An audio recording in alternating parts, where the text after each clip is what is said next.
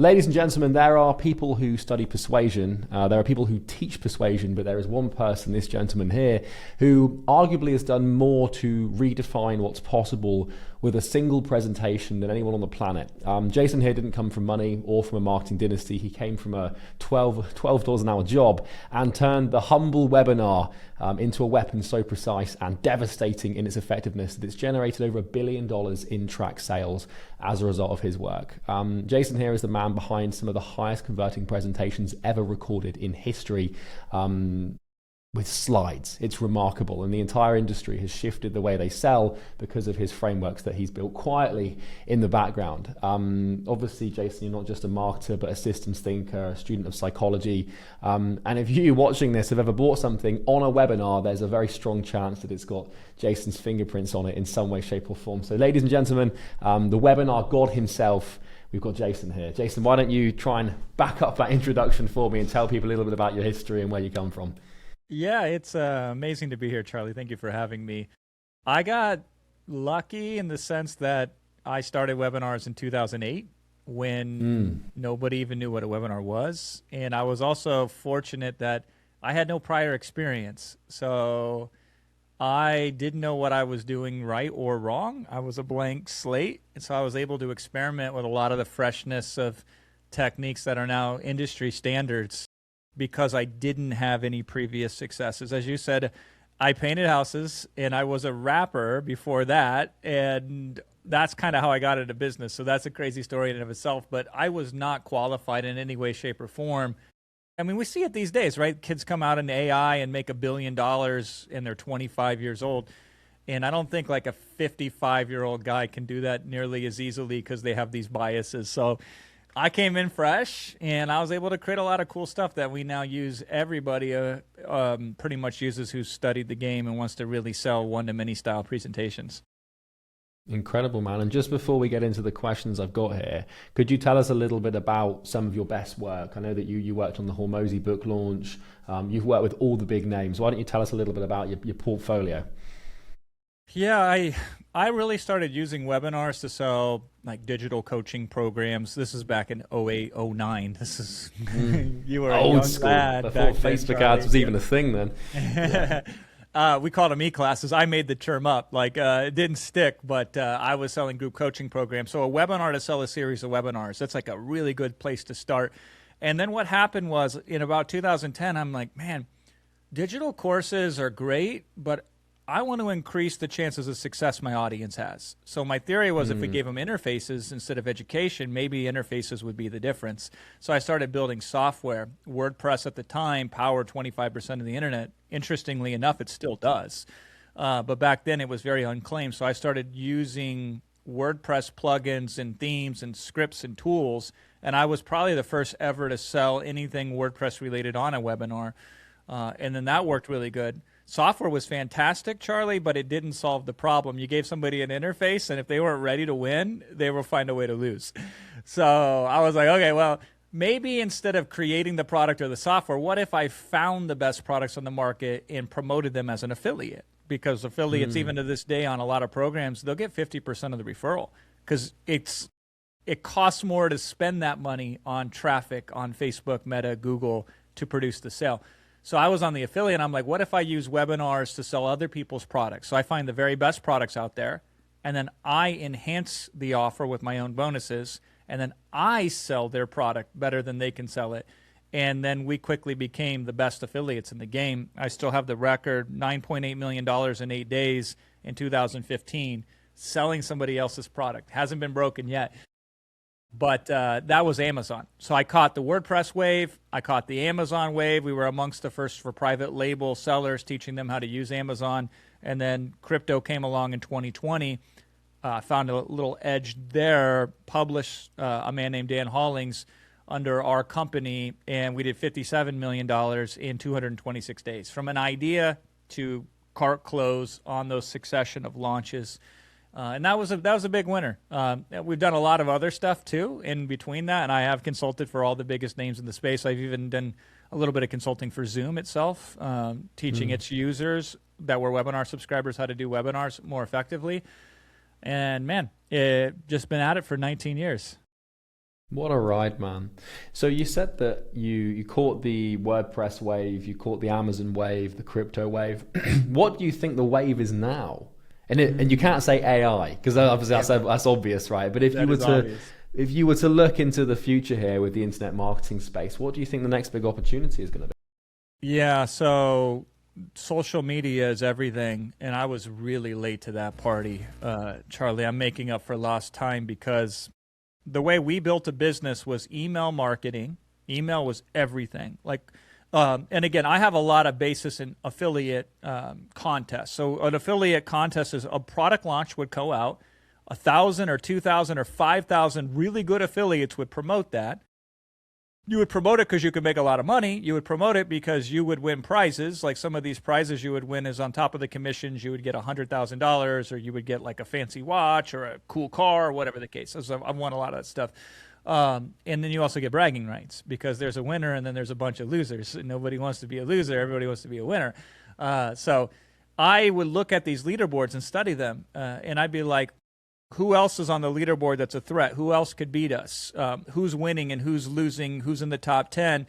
And there was never an instance with maybe like 3 exceptions where it ever be somebody that came from somewhere other than email. Like any social media person, they could have 10 million followers. They couldn't crack the top 10 on an affiliate leaderboard. And this is as nose to nose, toes to toes as you can get on who can sell the best, who can convert the most, who has the best relationship with their audience. And there was a quality diametrically opposed to quantity. The more you had, the less they tended to make. The less you had, the less, the more you tended to make. And so I'm like, man, this social media stuff is stupid. Like nobody buys that's on a social media follower. And that was generally true until one day it was no longer true.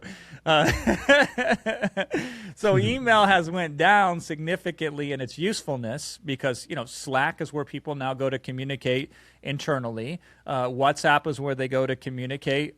iMessage or Message is where they go. They slide into the DMs now.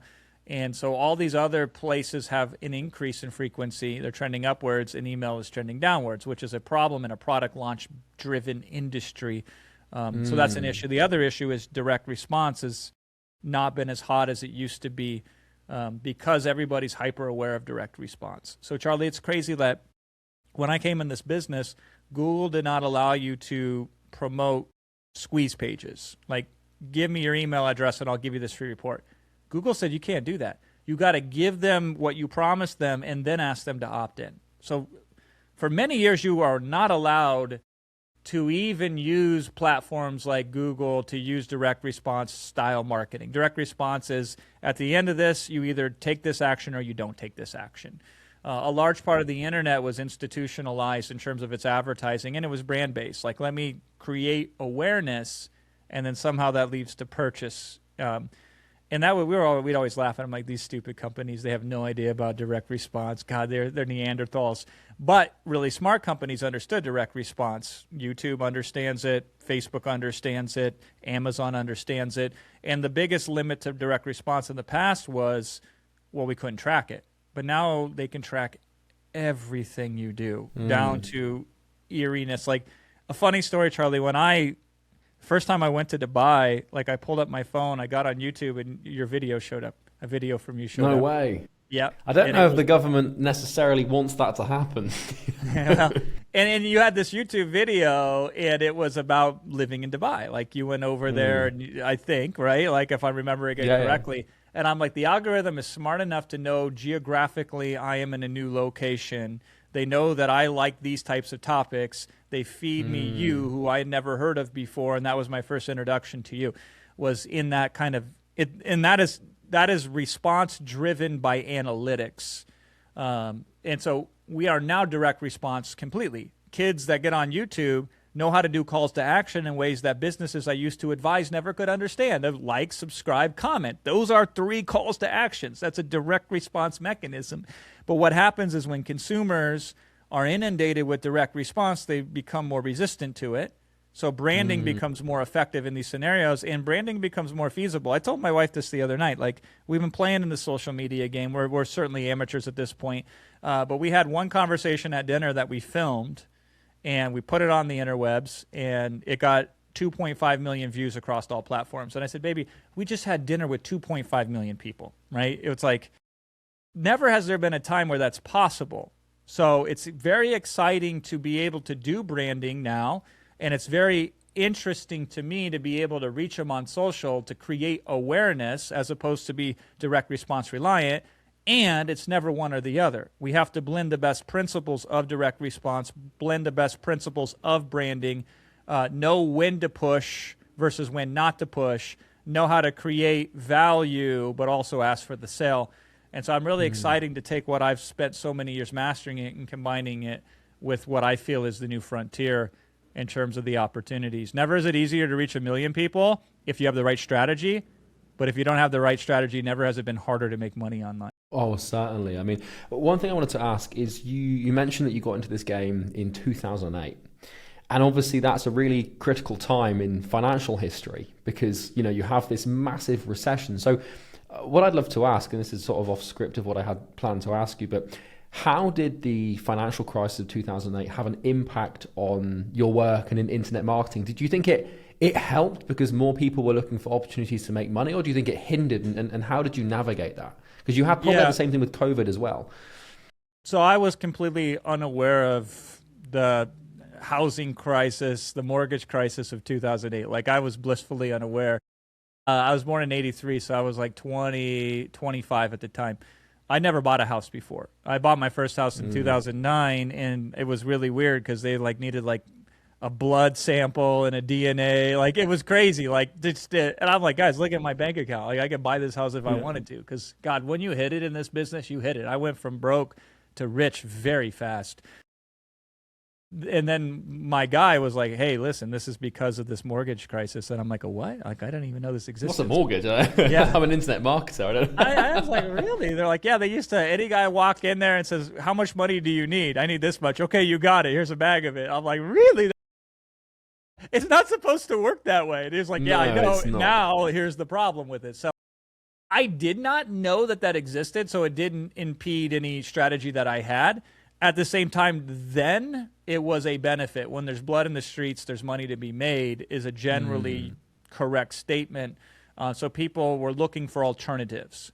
The system that they relied on had failed them, and so they were now open to doing things outside of that system, and there was pain involved, and people are more motivated to solve a pain than they are to gain a pleasure. And so this was fortunate for me. Now, I don't know if that is true in 2026. There's this concept of black swan events. New things can happen, and therefore it changes the whole arithmetic of how people behave. And so I don't know. I know for COVID, we were specifically benefited because I was the webinar expert. People who did not know what webinars were yesterday now keenly needed to master webinars, and all roads point to me. So I was like, cool, that was a huge benefit. When nobody could go outside, the attention span increases, and now you have more that you can help somebody with. If they give you more attention, the more value you can provide to them. So we got to benefit from that. Now, the incoming crisis, I am very unsure of how it's going to play out, Charlie, especially with young men. Like, the statistics are very depressing. The wages of young men have increased minimally, but the cost of being a young man these days has increased significantly. And the support around the young man has drastically decreased. And so that's a dangerous situation. AI, who knows how that's going to play out? That's very curious. What I've discovered, though, is if I operate in this principle of uncertainty, then my life becomes uncertain. But if I am able to make good, sound strategy and I make decisions of how I can engineer value that far exceeds whatever I charge, I don't think there's any situation where that's not useful. The conditions may be harder this time than they were last time, or they may not be. But hey, if it needs to be done, you do it whether it's hard or it's easy. That's the philosophy that served me very well. So, but we'll see. May you live in interesting times is a Chinese curse. It's gonna be a strange thing. So that's my first question, my first official question on my list. And by the way, I'm gonna take notes as we go, because selfishly, guys, I've got an awful lot to learn here. So I'm gonna be asking questions a lot for my own gain as well as those that the audience will be curious about. But I got this here. Most people introduce you as the $250 million webinar man. I think that undersells you, because I think genuinely you are probably one of the best persuasion architects that we have up there with Cialdini and stuff. Do you think that the webinar label has boxed you in? Do you think that that is a good box for you to be in, or do you think it's too compressive? It's too compressing. It's a great question. Like, this is the side effects of branding. Like, I didn't know anything about branding, but the consumer can hold only one word per industry type, business type, maybe 2 words at most. This is how markets function. And so it undersells the value that I provide to clients. Like, when I do consulting for people like Hermosi, the webinar is a small portion of what we're actually consulting on. What we're consulting on, most important, is offer and positioning. So I'm a strategist on the conversion side. When it comes to, you give me an audience that is qualified to purchase, and I will extract more conversion events out of that audience than pretty much anybody alive. That is really my value that I add. But markets don't know how to categorize that and put it in a bucket. So, and I haven't helped them either throughout the years. So, no, it definitely undersells the value of what I do. But the right people know, and they come calling. So, well compensated, but there always can be improvements. Interesting. And let's go back to the beginning of this, because I read, I think this was in marketing speak, that you used to meditate upwards of 6 hours a day as a Krishna monk. And most people obviously would interpret that as sort of the opposite of a high pressure sales environment, or this sort of pressure to make a decision. But I would probably argue that your monk years are the secret weapon behind all the stuff you do. So how much of your psychology of persuasion is just applied meditation? Like, is there an overlap here, or? So this is how I've always thought of it is, so there's pre-monk Jason and then there's post-monk Jason. So pre-monk Jason was 4 panic attacks a day, agoraphobic, couldn't leave the house, fear of open spaces, train wreck of a life, right? I was about 20 years old around there at the time. And man, like, getting out of bed was difficult. Like, it was more difficult to get out of bed then than it is to make $1 million now. And so part of me just couldn't function. And so the meditation allowed me to be functional when priorly I was completely dysfunctional. So from that instance, it helped a lot. Now, when I learned how to quiet the mind and learned how to focus, it really energized me. It switched me on to the possibility of operating at a higher frequency. Like, tapping into the infinite source of creation allows me to better create and to have more impact, right? So this is like, okay, this is good. And then the ability to focus, which the quietness of the mind allows to occur, is I could study anything and break it down to its first principles and then get really deep into it and master it. And that is, when you are in that deep meditative state and you can function at that level, you acquire knowledge at a higher degree faster than anything else that I know of. And so I think that helped out a lot too. But also, I think you're right in the sense of when you really get to the soul of the human, like, not the brain and not the heart, but the soul, the ability to connect to somebody else increases significantly. And I think that was a big part of what helped me too as a monk is, the soul in me can see the soul inside of you. And I can feel that deeper connection than just what the body shows us or the physical reality shows us. And I think that shows up in my work as I'm able to go to a deeper level of connection in the communication, and that gets a higher response rate. So those are some of the things, but I need to get back. I was telling my wife this last night. I'm like, I need to get back to at least 2.5 hours of meditation a day. I'm like, that is my sweet spot. If I'm under that, I have a lot of anxiety. Like, I've been feeling really anxious the last year or two, and I'm like, I need to get that under control. And if I just get that under control, forget about improvements. If I can just remove the 50 pounds that are carrying around in my body every single day, I'll function at a higher level. But also the meditation, I think, unlocks the deeper truths, which resonate more with the audience. Yeah. Beautiful idea. How much do you think that your mood or mental space has an impact on the stuff that you write or create? Because there's this, obviously, when we talk about meditation and we talk about calmness and frequencies, it's the complete opposite to, like cognitive biases and script writing and hooks and CTAs. Like, how much of your marketing success do you think comes down to the more spiritual side of things as opposed to the hard business skills? Yeah, there's certainly an overlap, but I've worked with so many successful people over the years, like everybody. I'll tell you, most of them are not that happy in their life. But when the bell rings, they show up and they knock it out, right? So this is a conditioned response. So I think a lot of this is habituated. If you can just condition yourself to respond in a certain way, in a certain situation, it's amazing how effective anybody can be. The whole joke is, if I was on social media 20 years ago, I'd have popularized all these kind of movements and counter movements that are now popular. Because my joke was like my morning routine. So this is after becoming a monk. So I became a monk. I had a great morning routine without knowing what a morning routine was, right? And then I drifted. It's just the morning. Yeah, well, they call it Mangalo RT. So like you rise within a certain amount of time of the sun rising because it's supposed to be a super auspicious time, and then you do certain rituals of service immediately because it's a great way to start your day. So I was just following a program. I didn't think about optimizing my morning, none of that crap, right? And then, I drifted away from being a monk because I got distracted from this business stuff and really locked into it. I got this problem, Charlie, where I'm very binary. I'm either into something or it doesn't exist, and there's very little in between. So when I got hyper-focused on business, I couldn't think of anything else, and that's all I did for a period of time. So I lost all my spiritual practice as I built my business, and then my morning routine became I'd wake up in the morning, I'd smoke a cigarette, and I would drink a Diet Coke, and then I would go and smash it for 2 hours. Like that was my morning routine because I was trained to be able to reduce the time from waking to being productive down to however long it took me to smoke a cigarette.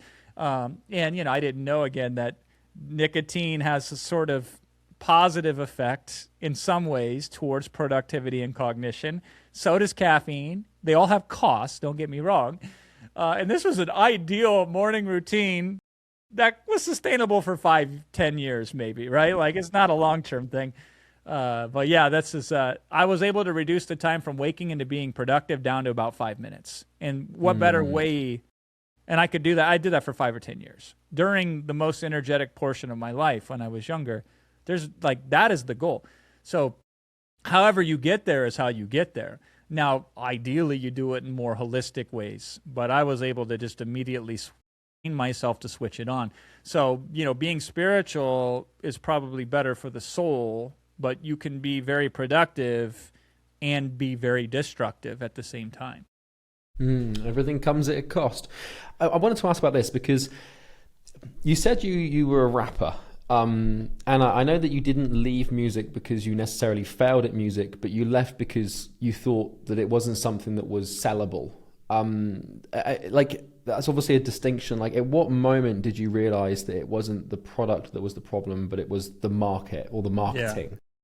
Yeah. And I would say I totally failed at it, to be honest, Charlie. That's not my place to say, man. I had to work 10 hours a day just to be okay. And some of these guys, they didn't work 10 hours a day and they were already better than me. It wasn't the right fit.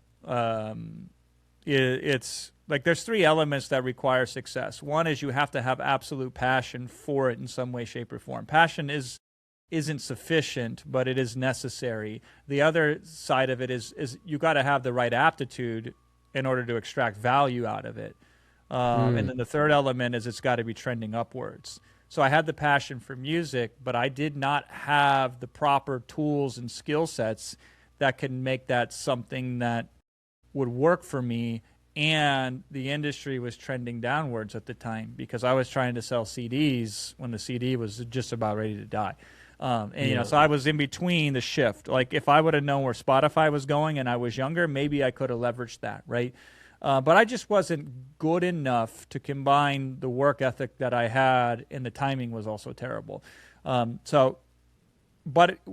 fundamental shift for me was, I try to solve the problem. So this isn't working. I'm struggling. I'm trying my hardest, and it still isn't cutting it. How do I solve this? So this is when I started studying business and marketing. And I'm like, okay, well, you got to solve somebody's problem. well, what's the problem I'm solving as a rapper? I'm solving an entertainment problem. Problem with entertainment is it's highly substitutable. I could substitute it with Netflix. It doesn't even have to be music. I could substitute it with an infinite variety of cheap and free resources to entertain me. And solving entertainment is very confusing. Like, they launch all these movies and most of them fail and only 1 out of 10 succeed. So how do you solve entertainment? And then I started thinking, man, I love education. I am so passionate about coaching and training, always have been. Love performing, and a webinar is a performance, not dissimilar too much as a rap performance would be. And I love speaking in front of audiences. I have no friction about putting myself out there. I don't crave the limelight, but I have no friction against it. And so I'm like, and I can solve problems like, you know, how to write articles faster, which was my first product I put out. That's an easy problem to solve. You write articles in 30 minutes. If I can get them down to 15 minutes and I save you 15 minutes every time you write an article, who wouldn't pay me money to solve that problem? So the problem was easy to solve. And if I could put the same amount of focus as I was putting into my music as solving these problems, it seemed like a surer path, and it certainly was. I proved that very quickly. Like, wow, okay, this is something that I'm passionate about, and I have the capabilities to play at the highest level, and the internet was just getting ready to start trending upwards. It's really interesting because I've heard the CEO of Netflix say that their biggest competitor is sleep. Yeah. Which is quite a terrifying thing to hear. I'd love to know this. You obviously had this rapping career for a while. There's an interesting correlation here because a song is a collection of words, right, designed to maintain someone's attention. Same thing is true with a webinar. Do you think there's an overlap between the skills you learned in being a wordsmith when it came to music and that of the marketing space? Yeah, for sure. And even more so on the performative side, like working crowds and figuring out how to get a crowd to do something, and not just the words. Because if you actually analyze popular music, the words are really basic for the most part. Like, and even like if you analyze, forget the words, the music itself, it's pretty basic from a music theory perspective. It's not like classical music. It's certainly not like jazz. And then you're like, oh, well, this is music for the masses. This is the things that markets understand. So then realizing the differentiation between this is why pop music dominates the charts, even though it's not particularly profound, it's not technical, it's not very nuanced at the end of the day, and it's very cookie cutter. But these are the triggers that the masses respond to. And this is what makes a market happy. And then you want to play in this game where I can express myself authentically in a way that makes me feel good and pleases the market. There should be an intersection between the two. But that, I think, helped me a lot. And again, just crowd dynamics, crowd psychology, learning the psychology of the audience by being right in front of the audience really cued me in on what makes audiences behave in ways that are not necessarily rational, but at least they're predictable. And then if I know that they behave in those ways, we can influence marketing to accomplish those outcomes. And we can do it in ways with valuable products as opposed to any product. Because once you understand how a market ticks, you can sell it any product, whether it's good or not good. So it's like, let's take the best products and then utilize these techniques that allow audiences to make good decisions that are good for them, but otherwise they would not make. And I think the music helped me a lot in that regard. Wow, it's really interesting. You talk about, I've never thought about it like that. Like, obviously pop music is like you said, cookie cutter. It's very sort of basic phonetic English. There's no nuance in there. There's nothing remarkable. And I felt like the same thing is very true with educational YouTube videos.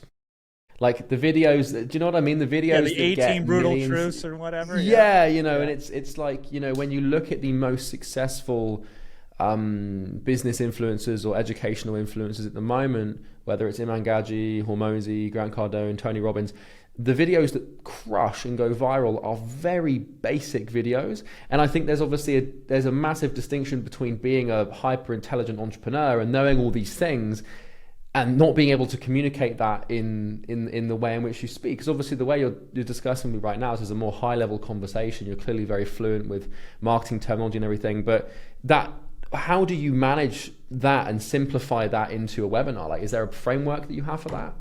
Yeah, totally. The webinar is great because it's not designed for the masses. The webinar is designed for that 7% of the market that spends 70% of its money. So if you analyze every market, that's generally how the math breaks down. And so somebody who is not really serious about solving a problem isn't going to carve 2 hours out of their day to show up to some stranger with a slide deck. Like only somebody who's incredibly desperate, which makes a good purchaser, by the way, or somebody who is very wanting to be informed because they realize the power of knowledge and information. Unfortunately, most people do not. Like, I have 3 kids, and I am trying somewhat successfully, but not as successfully as I'd like, to empower them to know that how important the right information is, and how the billionaires read more books. It's like, this is a simple thing. So informed consumers are your best customers you could ever have, because the more you can inform them on the right purchasing decision, the more they will make that purchasing decision. So the webinar is great because it is designed for that small segment of the audience, but as a function of it, it will never be accessible really to the masses, unless you water it down so completely that what you are presenting probably becomes too simplified, to the point where I wouldn't want you to sell it, because you're going to not meet the expectation that you set by watering down the message for the masses, right? So like how these two things live is we do mass communication in social media to drive awareness, and then we make invitations only and specifically to the people who are serious at that moment to do what it takes to actually commit time, money, and energy to solve their problems. Now, with that said, the webinar is the principle of, let's remove all of the things that could prevent failure and then only focus on the few things left that will create success. And that's what I love about the webinar, is I believe fundamentally, Charlie, that the number one thing you can do to increase your chances of success is first remove the things that would prevent success from occurring. So we start with subtraction. This is what I work with all my clients, and this is how I think strategically myself. As a metaphor goes, the statue of David started off as a slab of marble, and then what was created out of it was removing the unnecessary marble that didn't need to be there. So there wasn't what paints can we add. It wasn't what things can we draw. It's what do we remove that is unnecessary. And I think a lot of success boils down to removing the unnecessary, so what's left is the most important and critical. So when I design a webinar, I say, out of everything that's important for this person to now be able to do this thing that they currently can't do but wish they could do, what are all the things we need to remove that prevent that from happening? We get rid of all those, and what's left is a few things, and then we say, how do we best communicate those few things to have the biggest amount of impact and leverage? And so we start with subtraction, and then we have focus. What's left is the few things that we need to focus on, and then how do we leverage the most out of those few things humanly possible? And then that's really the fundamentals of how we create these webinars, these challenges, and these mass communication tools that move markets. Could you make that tangible for me with something like a health offer, for example? Yeah, and ideally, if you're selling a webinar, you want to get even more narrow than that. Okay. So let's say like I don't know, like older women who want to lose weight and reverse diabetes, for example. I don't know if you know anything about older women's health, but just that, right? So, just a guess. I can't give a specific. We'd have to do the market research to know for certain, but I always start with the limitations. Like, what are the beliefs that they hold right now that are untrue, but until they let go of those beliefs would prevent success from happening? So I can tell you how we do this in the digital space, because like the first big webinar that I ever had was how to create digital products. This is in 2008. How to create and publish. We called them information products back then. And I knew the biggest limitation of somebody being successful is the fact is they couldn't create one. Sounds obvious, right? Like, most people cannot see themselves disciplining themselves to sit down for long enough to create a digital product, because it's a massive undertaking. Like, how many videos are you going to create? How long are those videos going to be?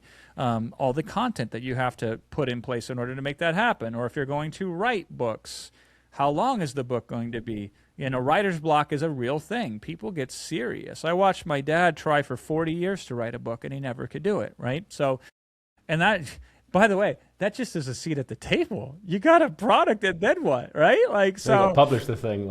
you got to sell it. You got to get traffic to it. You got to fulfill on it, and you got to support on it. You got to support it. Yeah. So my first big webinar, and this was not strategic. This was me. So I had tried to create a product, and I failed at it like constantly. And then one day, out of sheer desperation, I said, you know what? The product starts when I sit down, and the product is finished when I stand up. So like, I better cook, because if I have to go to the bathroom, I either got to go in my pants or I got to finish this product before I stand up. That's how committed I was, right? So I called these one-sitting products. How can, is it possible to create a digital product in a single sitting?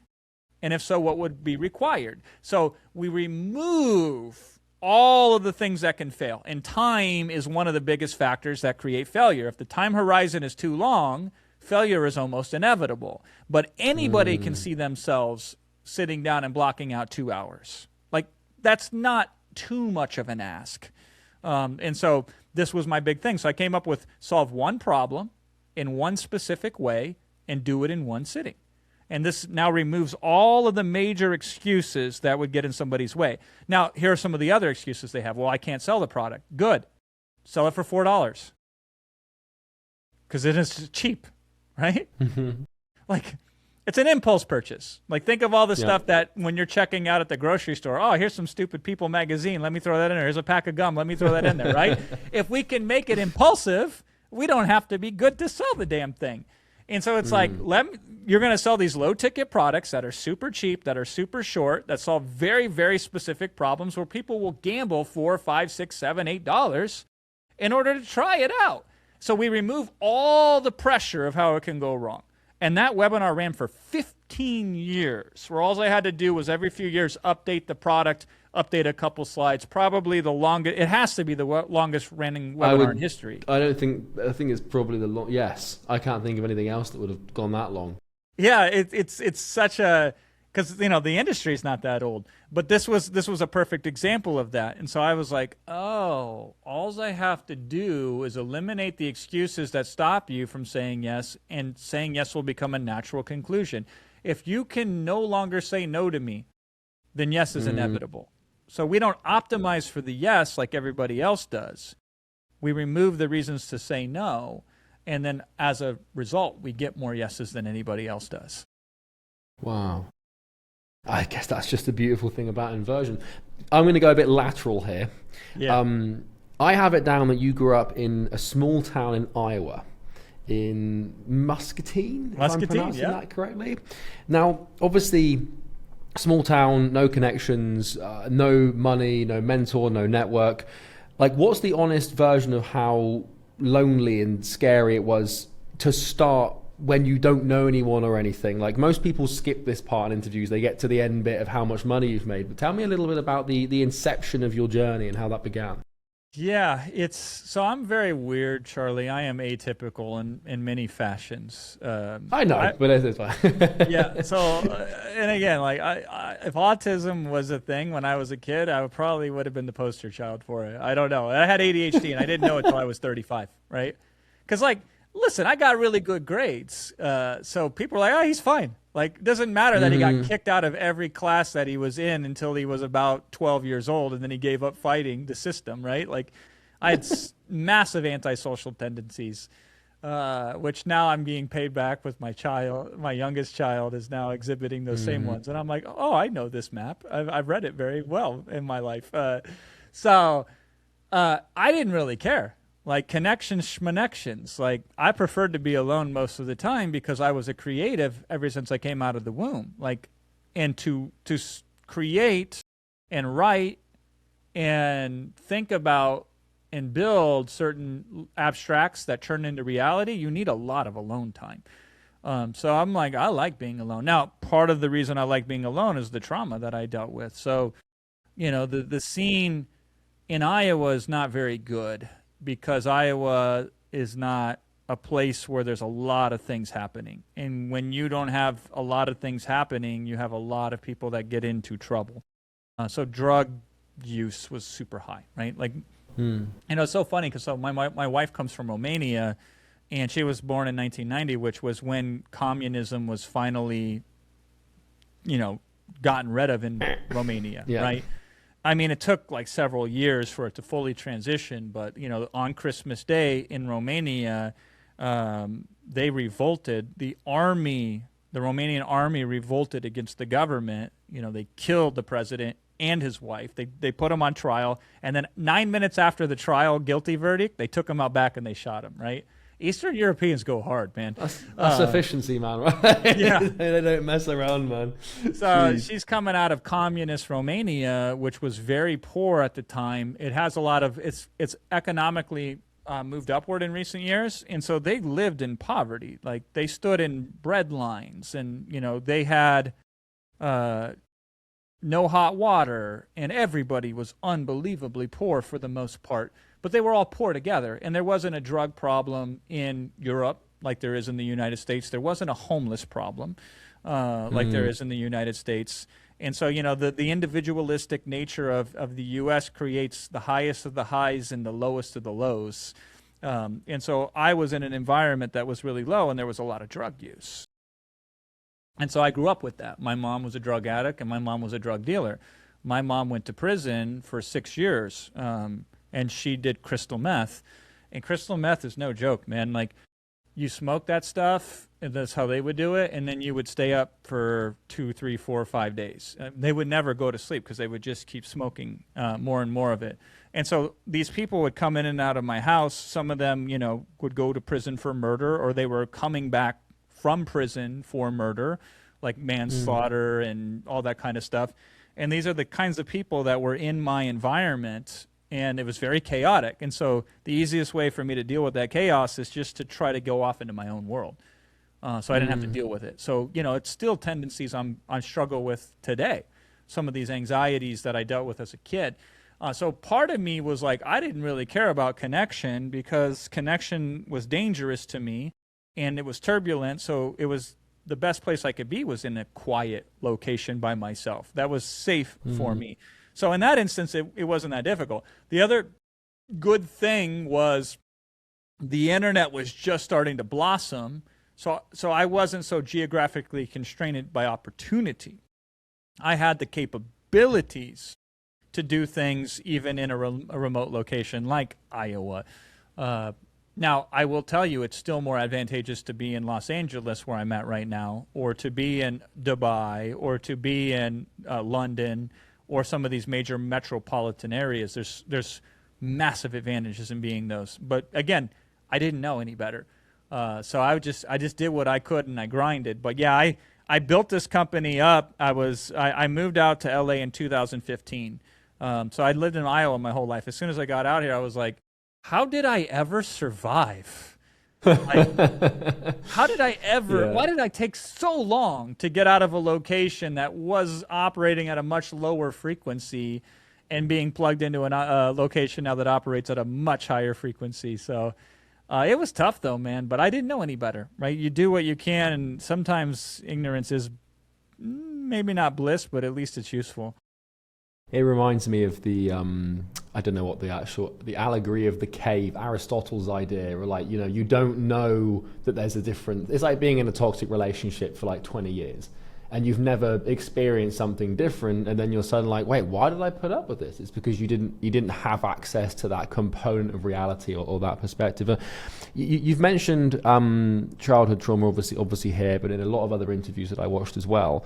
Without you going anywhere you don't want to go, do you think that the trauma was ultimately like a prerequisite for understanding what buyers are afraid of and using that fear? Because I know that a lot of your webinars leverage identity, leverage fear. Do you think that having that deep connection with them and being able to empathize with them on such a visceral level, do you think that's helped, or am I completely off the mark there? No, you are spot on, right? So the empathy that I have for somebody else's struggles is very deep because I can relate them to some of the struggles that I've had. And I can sit with them and I can acknowledge the fact that this is going to be hard, and at the same time feel good about recommending them to do it anyway.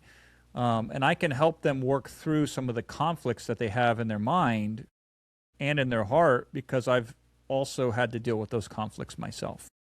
And I feel the pain in the way that is very acute to me. Like other people's pains, and this is as much a curse as a blessing, I can feel the pains of the market at a deeper level personally. So I feel it in somebody else as I'm conversing with them, and this helps me better be in tuned to the struggles that they have and helping them work through it. And that's really what I do, Charlie. At the end of the day, when I'm selling on these webinars, is I'm helping somebody untangle these contradictory feelings they have about wanting something and simultaneously being afraid to go after it. So I take a very consultative approach, as I can sit with somebody and work through all of the reasons why they should say yes and all of the reasons they should say no. And then at the end, it will be clear to them what the path is for them to move forward with. But generally, audiences, man, when they're conflicted, they lock up. They don't know what to do because the feeling of confliction is so great that it causes them to freeze or to flee or to fight it. But none of those are necessarily very useful to solving the problem. But yeah, like on the other side too, it's like, man, going out there and selling is easy after dealing with a lot of the shit that I grew up with as a child.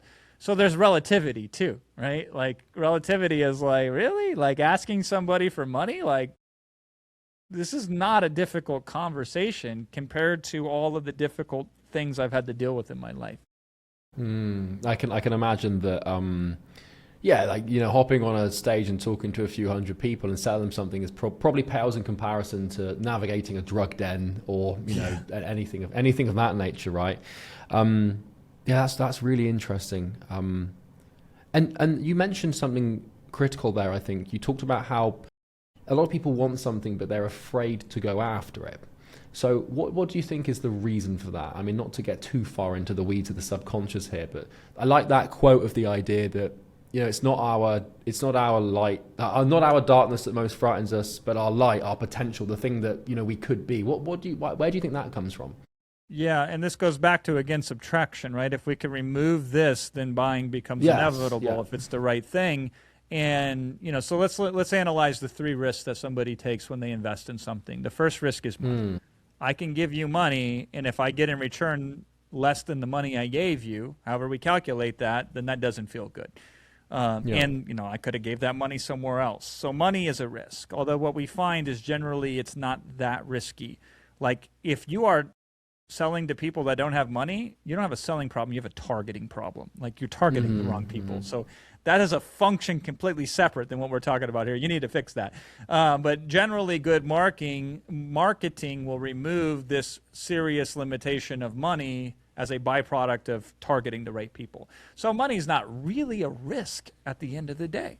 Like Ferrari isn't like, oh crap, maybe we should lower our prices, right? Like, because we're expensive. You know, Ferrari is like, damn, how do we like add another jack it up a bit?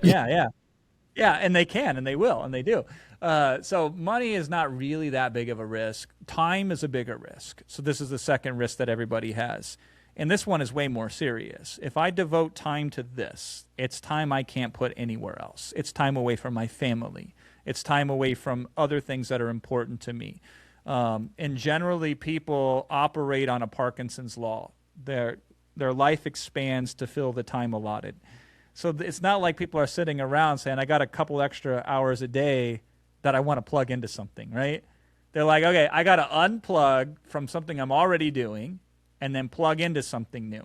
So the time risk is more significant. And so people are really afraid of misusing their time psychologically, even though practically speaking, the average person is a master at misusing their time if you really analyze what they do on a daily basis, right? But that's they would never admit it. They'd never say. They'd always, everyone thinks they're productive. You know, everyone's busy. God forbid you're wrong, right? Like people would rather die than admit that they're wrong. And then that leads us to the third risk, which is what we call the emotional risk. And the emotional risk says things like, what if I bring shame to myself when I do this? What if other people think less of me as a result of me doing this? What if I try this and I fail, and then I equate failure with me being insufficient as a human being, and now my worth as a person goes down?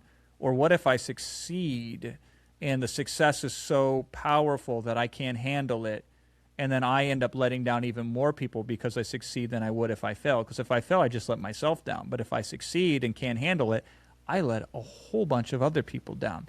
And this is where the real risk is involved, is it's all emotional risk. And at the heart of it is fear, right?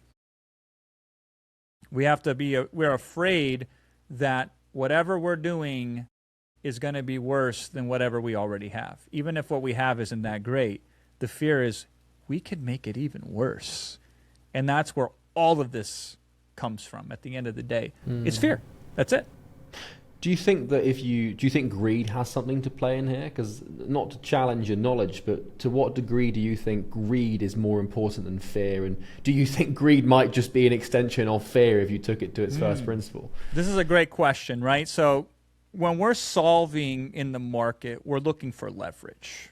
And leverage is the best thing you could ever have in business. And generally, if we do everything everybody else does, we don't get outsized leverage. And what the market tends to do is focus on gain. Here's how you'll be successful. Here's how you'll lose all this weight. Here's how you'll make all this money. Here's how you'll get all these chicks. Here's how blah, blah, blah, right? So we could also focus on gain, and we do. Don't get me wrong, we do. But if everybody's doing that, where's our leverage? Like, we're not going to be 10 times better at communicating gain than the next person is going to be. We might be incrementally better, maybe. And if the market hears gain, gain, gain, gain, gain, gain, gain, gain, gain, gain, then it's not that impactful to the market. So there's no leverage there. But if we focus more on the fear and nobody else is focusing on fear, then even if we're not good at it, we have massive leverage because we're bringing a perspective to the equation that nobody else is bringing, so we can have impact with that perspective that nobody else has impact with. So greed is absolutely important, and it's what people are already doing, so we don't get a lot of leverage with saying, hey, add more gain to the equation. Like, hey, sell more benefits. Because they already know to do that, and they do a reasonably good job. And so we're looking for additional leverage on top of that. Where can we get an outsized return for the effort that we put in? This is leverage. And so we get so much more leverage by dealing with fear, because so many people in our market always solve for yes. And so when we solve for not no, we get new perspectives to play with, and then we get new leverage. And so we already know all the ways to say yes, and now we got to figure out all the ways to remove the no. And what I find over and over and over and over and over and over and over again is that people discount so much fear because fear is more invisible. Like, winning is pretty visible. I can put a trophy out there. I can show a screenshot of a number. We can see the subscriber count on YouTube. But, like, how do you show shame visibly? It's not very obvious. People don't like to do it. So. They don't. And it's difficult. And even from an actual perspective of gain is you can put numbers on the screen, or you add two things. If I want to make an offer better, here's the typical way that most people will default to. Let me add more stuff to it. Let me add more bonuses. Let me add more deliverables. Let me add more support. Because adding is easy. Visually, it's easy to see yourself adding something, but it's hard to see the invisible. So the negative and the emotion and the fear are generally invisible. Gain is visible, so we optimize for it. Now, the other thing, and I know you're a student of like cognitive biases and decision-making, Charlie, as am I, is people are significantly more motivated because of loss than they are for gain. I always tell my kids this. I run this thought experiment with them. This is a dinner table conversation here, right? It's like you wake up in the morning, you find a $100 bill on the ground when you're going to school. You're really good. You're like happy. So your happiness points go up 50 points. You're like, yes, what a great day. Later on that day, you somehow lose that $100 that falls out of your pocket and you've lost it, right? Your happiness points don't go down 50. They go down 200 points. Yeah. So you're like... Yeah. Even though you ended the day exactly where you started, financially speaking, the pain cuts you way worse than the gain would. So people are more motivated because of the fear, and it's underrepresented in the marketing. So we get massive leverage when we go after it from this perspective, and it's easier to train upon too. It's really easy to train upon, because when I start teaching my companies that I work with and I consult for, I'm like, we just got to have a conversation with your audience, and we got to help them understand every possible way they might say no, and then just have a conversation about it. Now, people don't want to do this, Charlie, because it seems like it's uncomfortable. It actually isn't, but it just seems that way. But I sit down with an audience, and I do this all the time. I say, what would stop you from saying yes? Like, what's the worst possible scenario that you're envisioning in your head right now that is preventing you from moving forward? And then we look at it, and we just examine it, and we see if it nets or it doesn't net. Like, this isn't some grand magic trick. This is years of training in consulting and coaching to help navigate people through complex decision-making processes to help them find the decision that suits them the best. That is the selling that we're doing. And every time we do this, more often than not, it is a constraint that gets in the way. Well, I would do it, but ... Okay, well, let's zoom in on that dot, and let's figure out if it's real or if it's not. What did that process look like when you worked with Hormozi on the book launch? Because obviously it's famous, $100 million in 72 hours, whatever it was obviously Hormozi's already very tapped into his market. And I don't know to what degree you can discuss strategies because of non-disclosure agreements and stuff. Just a little bit. So if there is a slight window into what that process looked like for Hormozi or other clients, how exactly has that gone in the past? So I consulted for Alex's last two book launches. And this last one, he said the following to me, just offhandedly when we were talking. He goes, and don't worry, we're going to go long this time. So $100 million leads, they did like a 45-minute presentation, and that was it. And then on this one, they did 3 days, and the first day was a super long stream. And I've made that famous, of going super duper long, 6, 7, 8, 10, 14-hour webinars in some instances, although less these days. And I'm looking for the next opportunity. But what the value on that is, and I had just had a consulting client right before this call, Charlie, that I was working, and this guy's just been smashing it. Like, he's just killing it. Like, I don't know, $20, $30, $40 million a year with a series of different webinars that he does in a business to consumer space selling physical products. So like, people think, well, I can't work in this ... right? That's a limitation that if you actually believe that, it would prevent you from potentially having a breakthrough. But I had this conversation with him specifically on this topic. I said to him, I'm like, these are your best leads. So you've already paid for them. And even better, they've already invested an hour and a half in your best material, which is your formal portion of your webinar. And I said, they're in the best emotional state to make a decision right now. And so why wouldn't you spend more time with your best leads in a temporary state that they're in right now, that tomorrow they won't be in that state anymore? And every emotional state has leverage. And he was like, I've never thought about it that way before. And this is where it gets really exciting. Like, Iman, it was the same thing when we're doing these challenges. And it was like, I will come in and spend 2 or 3 hours a day with the audience after Iman does an hour and a half formal presentation. And on a 5-day challenge, this is 15 to 20 hours I will have spent with the audience purely working through whether they should buy the product or not.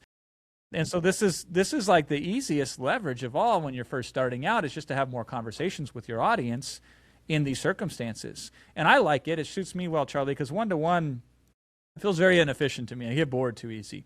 But when I have like 50 or 100 or 200, or in Iman's case, 80,000 people on at the same time, that's exciting. Like, I can have 15 conversations going on simultaneously, and I can get them all there over a period of time. Or not, but the risk is minimal. If I don't get them there, then at least I've attempted to help them, and that sincerity is, they can see that. And also it makes me better. It improves my ability to communicate. So this is where immediately I liked what Alex did on this last launch, is he went much longer than he did on any previous launch, what he did for a book perspective. Now, the launch before that, I asked Alex when he reached out to me, because on his second book launch, he was planning to do what he essentially did on the third book launch, which was big packages, high tickets, multiple book sales. And the first question I asked him was why. I said, I just want to know the rationale behind it, because I'm not saying do it or don't do it, but if you've built up all this goodwill in your brand, I just want to know, why is now the time to quote unquote cash it in, because there will be a downside to this. And is it acceptable that we live with this downside or not? And so we went through and we had a long conversation on that. And then he was like, I want to do it. Okay, makes sense. We spent 6 hours just on offering and positioning. We spent an hour just on the webinar itself. And then right before the launch of his second book, he texted me and he was like, oh yeah, we're just going to give the book away for free. And I was like, cool. I was like, remember the first thing I asked you? And he goes, still haunts me to this day, right? So the principle is the same. We are analyzing the downside and trying to remove as much of it as humanly possible before we really ever care about the upside. And I think that's a huge part of every major launch that I'm involved in. If I can really cook in these launches, it's always about, if we make it impossible to fail, then it doesn't matter what success looks like, because it is going to make you better by buying. So we can never truly eliminate risk, but if we put intensity around removing as much of it as possible, we can make some really good progress with it. And that's what I do for my clients, that a lot of people they still don't understand to this day. If we can remove the downside, then it really doesn't matter what the upside is. Beautiful. You said before, when it comes to webinars and all this stuff, that you've got it wrong 100 times before you got it right once. Was there a specific moment, like a specific webinar in question, where you thought, oh, I've cracked this? Was there one moment, or was it more of an iterative thing than a breakthrough? It was more iterative than breakthrough. I mean, narratively, like if I'm going to master this social stuff, Charlie, it's got to be the one big insight that changed everything, right? It generally doesn't work that way. I will tell you, the biggest initial insight that I had that really helped me out more than anything was, I had this very uncomfortable feeling about webinars. I felt they were bait and switch. Come to this thing out of the goodness of my heart, I will train you, and I'm just going to give you all this value. And now that I got you here, psych, give me your credit card, right? Like, it felt very smoke and mirrors. Like you traded under the pretense that I'm going to train you, and then the whole purpose of it was to sell you. That never felt good for me. So I asked myself a good question, and this is a question that I found useful in every situation for every client that I work with. I say, how can I make it so I can sell and also feel comfortable at the same time? Is that possible? Not, oh, well, this is a conflict, let me not do it, or let me push through it even though it doesn't feel right. Like, how can I make it right and still be effective? And one of the theories I came up with was just tell my audience at the beginning. And so I, all the way back in 2008, came up with this hook that still is seen in the webinar space to this very day. And now it's almost commonplace, where at the very beginning of the webinar, after the pleasantries and after the initial kind of frame is set, I'll be like, I have 2 agendas today. My first agenda is to sell you something at the end of this training. And if you're the right fit for it, then you should buy it. And if you're not the right fit, then I don't want you to buy it. So I absolutely positively know that if you're the right person, buying what I sell at the end is going to be better than not buying it. And then my second agenda is to give you the very best ever training and experience that you've ever had on the topic at hand. Okay? And then if you don't want to buy, you don't have to buy. But this is my goal, to give you the very best when it comes to insert topic here. And if you're the right fit, sell you a product at the end that you'll find more expensive not to own than to own. Does that sound good to you? It wasn't that elegant when I first did it, but essentially I just told them, I'm like, I have 2 agendas today. One is to give you the best training on the topic, and the second thing is to sell you a product. And then the audience was like, okay, cool. Sounds good. Right? Yeah, it's just the air's cleared at that point. It's just like, okay, whatever. And it really honed in on the creation of the webinar, because I'm like, if I have to create the best lesson ever heard on this subject, how do I do that? And here's what's really exciting about this. I understood immediately, I can't teach a broad subject, because how am I going to teach the best experience on it? Like, that's going to be difficult.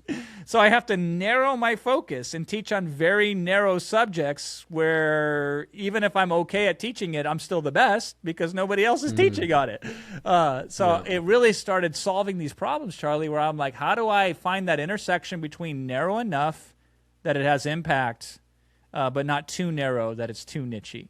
Like, what's that meaningful relationship between the right amount of narrow to solve somebody's problem that's empowering to them, but allows me to better able to manage it. So earlier when you gave me the example of the weight loss, I said that's too broad. Like I would need something more specific. Exactly. And we would even need something more specific than that. So I'm like, how do I create the most transformative experience in 45 to 60 minutes on a topic? Generally, the easiest way to do that is to narrow the focus of the topic. So I discovered that because I'm like, if I have to pay off this promise that I'm going to give you the best lesson that you've ever had on X, Y, and Z, the number one way to do that is to narrow what that lesson is about. Now, what I've discovered is that actually helps in sales because when you give somebody an insight on a very local level, then you promise a global solution, they agree to it because they've had the experience of being transformed. It doesn't matter how small the transformation was in terms of topic. What matters is the transformation occurred. So then if you promise a second transformation, they're more likely to agree to it because they've just experienced the first transformation. And so this got me really cooking. Now, it took me years to figure out exactly how to do that precisely, but that was a big aha moment for me. You know, and I went through, Charlie, the same thing everybody goes through is that how much do we teach versus not teach? How much do we give information? Do we confuse them too much, not enough? You know, like there's always that battle that you're playing with. If the skirt is too long, then she might not catch his eye. But if the skirt is too short, then she might get the wrong attention. So we just need just right amount of quote unquote education and content in order to make the webinar really, really sell well. Beautiful, man. What an elegant answer. Because you stole the question out of my mouth. It's like, well, like, how do you figure out what to teach and what not to teach? Well, you said that, I've heard you say this, the real webinar starts when you've laid everything on the table. And that's when you're sort of in the pocket in the moment. Tell me, when you're doing these big webinars, what does that feel like in your body? Is it like, are you very much in a flow? Is it like does it feel like combat, fight or flight? Like, tell me a little about the feeling of being deep in the pocket once everything's laid on the table. It is one of the purest feelings that I experience in my life. Like, it is harmonious and it is elegant in how it shows up. And then this is how I show up. Because it's an opportunity to serve. And to me, that is exhilarating. That is exciting. It's not any different than when I was a monk. The whole premise of being a Hare Krishna monk was service to God and service to the servants of God. And so this is how I serve in the real world. I get to serve my market by being available to them in a way that normally isn't. I mean, Charlie, like I charge $5,000 an hour for consulting, and I have a full schedule. And this is an opportunity for me to reach a mass market and give them quote unquote consulting for free in a way that makes sense for me to do it. Like it's advantageous for me to provide it. And it gives them access to something that they generally wouldn't get access to before. And I think that's really awesome. Now, if you're not like that high of stature yet in your business, just the ability to listen to somebody else and try to help them is a value that is needed more than ever in this world and is in shorter supply than ever before. So you can be valuable to a market simply by being available emotionally to that market and just trying the best you can to help them through a difficult situation. Beautiful. Most copywriters, when they're writing webinars or scripts, they think about objections, but you think about identity. And you've said that every objection comes down to this idea that someone's not adequate enough or deserving enough or capable enough. At what point did you figure that out? Do you think it comes back to the trauma, to what we talked about earlier, or is there another nuance to why that happens? Yeah, like the trauma, I thought being successful in business would solve my trauma, and it didn't. Yeah, me too. It's a hard lesson to learn. But I picked up some really cool persuasion techniques along the way, right? So I was like, hey, NLP, I've heard that it's a great therapeutic protocol. It does all this change. You know, Tony Robbins is using it, and he's out there doing all this stuff with it. So I started looking at NLP to help me fix all of these issues I had in my life. And it didn't work for me personally. Like, it's hard for the doctor to operate on their own brain. But I picked up from NLP this concept of identity. And, you know, NLP is like this mismatch of psychology where like they combine like Milton Erickson hypnosis with Gestalt therapy, and they added in modeling to it, and there's some linguistics involved in it. But essentially, it was really useful to me because they would hone in on changes, like who are the agents of change that can take people that have had problems that they couldn't change for years and change them in minutes. So at the fundamental root of NLP, that's what it was. And one of the biggest ways that you can change somebody instantaneously is to change their identity. And this is how cults work, by the way. This is how cults become cults, is, they change your name in some instances. They make you wear different clothes. In some, they completely change how you relate to the world. So you can use it for good or bad. But I discovered that if you have a poor identity of who you are, and I give you a good opportunity, you will not take it because it's not in line with your identity. It doesn't matter how valuable it is. It doesn't matter how good I can explain it. It doesn't matter how much proof I have around it. If you have the identity of a person who isn't qualified and isn't worthy of that solution, you will simultaneously tell me it's the greatest solution you've ever seen, and you will not invest in it with your money or with your emotion to switch that identity. And if you do buy it, you're not likely to benefit from it because you are operating under the old identity with a new model, and the old identity will win. And so we have to really understand and create the right identities to what we sell and de-link the wrong identities to what we sell if we really want to have success in this business. What are the keys to making that happen over the course of 45 minutes? It's hard. I was going to say, man, that's tough.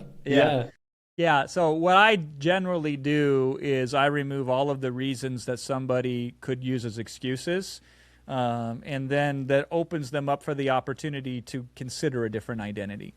This is how we do it in mass. If I do it individually, it's different. Like consulting clients, it's hyper-personalized to that individual. But in a market, we just remove all of the lower parts of their identity, and we magnify all the better parts of their identity, and we try to integrate them together with new considerations. Let me give, this is very abstract, so let's get specific on what that could look like, right? One of the favorite things that I do is I love to exaggerate their limiting beliefs, because there's two ways that you can change an identity. One way is you get somebody to step into it, or the other way is you remove any ability for them to hold on to their current identity. So you either try to shift them into a new identity, or you make it too painful to hold on to the same identity. So one of the ways the more effective way is to collapse it. So you crush it so they can no longer hold it. So you put more pain on staying the same than you do on the change. And so what I'll do is immediately at the beginning is I will take all of their limiting beliefs and I will exaggerate them. And this is something no salesperson generally likes to do, Charlie, which is insane to me because it's so effective. So when I come up to the pain section of the webinar, which is the first section I do after the introduction, the hook, I'll take every problem they think they have and I'll try to exaggerate them. I'll be like, hey, listen, you don't think you have the skills in order to make this happen, and you definitely don't have the money to make this happen because you're broke, right? And God forbid this concept called confidence, this is elusive to you. The only thing you're confident about is your lack of confidence. Your time is so limited, even though you're here on this webinar right now, but somehow you don't have any time, right? And everybody's telling you to do things that confuse you, and you're afraid that if you screw this up, that you're going to feel like a terrible, miserable failure. Like, I will lay it out and I will exaggerate it. And now it's very painful for them to agree and admit that that's true. They will argue with me. I'm not that bad, Jason. Are you sure you're not that bad, right? You're not a hopeless case? Maybe there's hope for you after all. I don't know. I'm skeptical, but I'll entertain the notion that maybe there's a shred of hope for you, right? This is the subtext of this communication. So I am leveraging this identity that they're currently having and helping them understand it. Like, even in that language pattern at a simple level, it's like you're only confident in your lack of confidence. What I've done there is actually demonstrate to them that they have the capacity to be confident. And they've never thought about that. Yeah, the same thing with you haven't got time, but you found the time to be here. Yeah. It's like it's subtle. It's very subtle. So I'm undermining the current identity and making it hard for them to hold on to it. So it's less about changing them to a different identity. It's more about making it hard for them to hold on to the same identity. And this is really, really powerful when it comes to creating an identity shift. At what point does the identity shift? Is it when the purchase happens? Because I can imagine it's almost like it's kind of like you can play with someone's psychology for an hour or two, right? And you can completely determine the trajectory of their existence through the assimilation of this new sense of self. Again, at what point does that new identity become concrete? Or is it more of a transition than a decision? It's a very tenuous state. So the real sales happens in the product itself. And it's not because you're asking them for more money, you're selling transformation in the product. So the webinar pitch is just the bridge that gets them from on the outside to the inside. The real identity in mass is going to occur through the delivery of the product, both in the experience and the education or whatever is being delivered in the product itself. And that's where the lasting identity change can occur through the product. But we initially have to change the identity to even accept the product and to invest time, money, and energy into the product in the first place. Now, again, coaching one-on-one, it's a whole different story. Like you can do energy shifts or identity shifts that can stick almost immediately. Tony Robbins does the fire walk where you walk across hot coals. And for some people, that's all it takes. One walk across hot coals and somebody's identity can completely shift. Not always, but it can be done in that way. So I try to create the initial shift for somebody who should buy a product but otherwise wouldn't buy a product. And this is where all the millions are really, really made at the end of the day, is there's a large percentage of your market who will only buy under the right circumstances. So they're qualified to buy. They should buy. Not buying is a stupid decision on their part. They'll only be better if they buy, and for some reason, they haven't bought yet. And this is where I make all my money, because anybody can sell the person who wakes up in the morning and saying, God, I wish somebody put a course in front of me, right? Like, you're not that great when you sell that person. And you can make $1 million doing that. But if you want to make the true A-tier, S-tier style money, like you got to go to the market that can go either way. That's where all the real value is at. And so we got to initially shift the identity enough for them to be open to the idea that they could, under the right circumstances, achieve what they want to achieve, but so far has eluded them. Beautiful. You've compared the structure of a really good webinar to like that of a comedian, where there'll be like a setup and a punchline. Yeah. Where the setup can be quite long and the punchline can be like incredibly short. How did that framework come to you? And how do you change the pace from setting the joke up to then making the joke and going for the kill? Like, tell me a little about that. Yeah, it's a great question. And it goes back to that initial conversation around information and education. How much do we teach somebody? People are affected more about how they feel than what they know. And what I discovered is if I'm just jamming education and information at somebody, they will feel appreciative of that information, but it won't stick in a way that will create behavioral change. But if I put them in the right emotional state first, and then I give them that information, then the change is more likely to happen and there's more impact involved. And then if I lock that in, so not only do I put them in that emotional state first and then I pay it off, but then I tie it down, then it is likely to stay and have a lasting change as opposed to go in one ear and out the other. So if we actually look at this, and it doesn't break down this way, but just for the sake of argument, let's just say this takes equal amount of time to set up a point, to pay off the point, and then to tie down the point. This would mean that we can only teach a third of what we used to teach. Because if it required a setup and a tie down, we literally have to teach a third of what we think we need to teach. And this is good to think like this because it means we teach less things, but the things that we teach are more important and they have more impact. And so this is getting exciting. Now, the reality of it is the setup generally will take 50% of the time.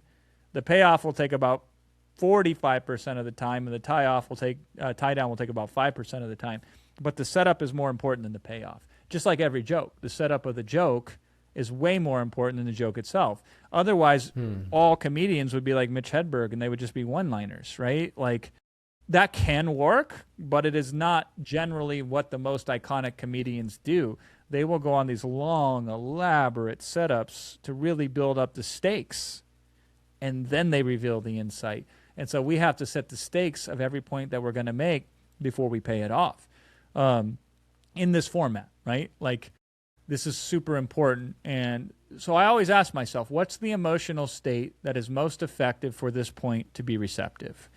And this gets fun. This is why, like, I love to use anger as an emotional state. So if you want to go back to shifting identities, if you put somebody in a state of anger, the energy around anger is stronger. You know, hate has more energy around it than love does, unfortunately. So if I can get somebody so angry and upset at their current situation, then when I show them what to do, they are more likely to do it. So how do I set up this kind of situation? Now, I do it to an absurd level, Charlie, that nobody else seems to do it yet, which is why I get better results, I think. Like when I go into a transition when I'm closing, because I believe everything is set up, payoff, tie down. Like whether it's revealing an offer component or revealing a teaching moment, I'll get them really upset. Like I'll do things of like, hey, just because you learned X, Y, Z, 1, 2, and 3, A, B, and C, are you now more likely to be successful than you were before the beginning of the webinar? And everybody says yes. And then I say doubtful. It's unlikely because I know you better than you know yourself when it comes to this, right? You'll hear a good idea, it'll excite you, and then you'll go back to the way things work because you're stubborn and you're a habitual creature of nature. And I'm not going to let that happen, damn it. You need me in your ear for the next 8 weeks if you're truly going to take what you learned today and make it meaningfully show up in your life. So like I'm getting them pissed off. I'm like, I am disagreeing with them and breaking rapport in that situation. And they're like, what the hell, Jason? You just built me all up thinking I'm going to do this. And then you crashed my parade. And that's anger. I get them frustrated at the fact that their habits will likely interfere with them being successful. And then I give them a solution for that. So like, and if I'm teaching any point, I want to set it up properly. It's hard to do, Charlie. This is why like, I should technically be doing this on this podcast. Like we should have sat down, analyzed every beat of the podcast, thought about the salient points we were going to make with the biggest insights, and then figure out how to set up each one of those points. But like, it's such difficult work and it takes so much effort. You have to be very precise on when you're doing it. And so we do it on webinars because there's millions and millions of dollars at stake, but we should do it everywhere. And if you analyze every great communicator, whether they know it or not, they follow this formula. And so what's the best emotional state I can put somebody in to hear the insight? And then I give them the insight. And then lastly, we tie it down. So tying it down is now that you understand this, how does this change for you? Are you starting to see things in a new way? What are you going to do as a result of this? So we get them to think towards the future of how they'll behave differently than they currently are. And then that better locks in the insight that somebody has. This is how we change. My question is, this is a beautiful idea. How do you pick the points? Like, is it a question of, like, my understanding of this might be limited, but I would guess it's like, you look at someone's life and they have A and B. A is where they are, B is where they want to be. And between that gap, there's obviously this problem, the old marketing gap. Is it a question of understanding which behaviors they need to take to bridge that gap and then inserting the right piece of information that elicits that behavior? And then the point is that information metaphorically wrapped and fed to them? Or how do you pick what the point is? Yeah. I'll give you one example specifically, and then I'll talk about it generally. So when I was doing the first launch with Iman and we went live, this is day one. We weren't even selling on day one. We were selling on day 2 of this challenge. And I came in late to the launch. I didn't really have a chance to fully help them get the scripts right and tightened enough. So they went live on day 1. We're live on YouTube Live, where like the most insane people live in the comment section and the chat section. And there's so much complaining. They're like, this was too long. It didn't get to the point. Just a lot of general bitchery. And then I come in facing a mob of 60-some thousand people, generally not very happy and publicly letting everybody know about this, right? Now, by the way, from a selling perspective, this is not a problem, right? The vocal majority are the buying minority. Real buyers move in silence, right? They're too busy deciding if they should buy or not to be writing memes in a damn chat. So these are not too terribly concerning. People are going to complain regardless of whether there's a valid reason or not. But generally speaking, if we can put them in a better state, that's going to be useful to us. So this is how I do it in this instance, right? So here's the setup, and then here's the payoff, and then here's the tie down. So I go to the audience and I say, hey, listen, I want to tell you a little bit about a study that if you truly understand this can completely change your life. So we've already started setting up the stakes, right? Years ago, Stanford did this marshmallow experiment where they put these little kids in front of marshmallows and they said, if you eat it now, that's all you get, but if you wait 15 minutes, we'll give you 2 of them. And then they watched these kids grow up through life, and they tracked them. And the kids that could delay gratification for just a little bit became very successful later on in life. But the kids who couldn't delay gratification did not become successful later in life. And then they asked a question, could we train this? Could we teach this? So they did another test, and they took the kids that would eat the marshmallow right away. They taught them how to delay gratification for just a little bit, and then they measured their success later on in life, and it turned out they were just as successful as kids that could delay gratification immediately, right? Or delay gratification for a short period of time, right? So now I've set it up. So I've set up the point that I'm going to make. I do one extra little thing here. I say, let me ask you a question. Your favorite movie, think of it now. If you just skipped to the last 5 minutes and watched it, do you think it would still be your favorite movie? So I've given them 2 things to consider, right? One is indirect. I didn't attack them directly. I told them a story of delayed gratification and its impact on their life. So I didn't go directly at them, and then I went directly at them with the movie. Would it still be your favorite movie? And then I start to bring it home. Listen, I want to get right down to it as fast as anybody does. I want the answer immediately with no effort or no work involved in it. But I've discovered in my life that if I can delay gratification just for a little bit, not forever, but just for a little bit, that serves me the best. So now I can really pay off the point. I've set it up properly. And this is where I tell the audience and saying, listen, when you show up in this way, you have to ask yourself a question.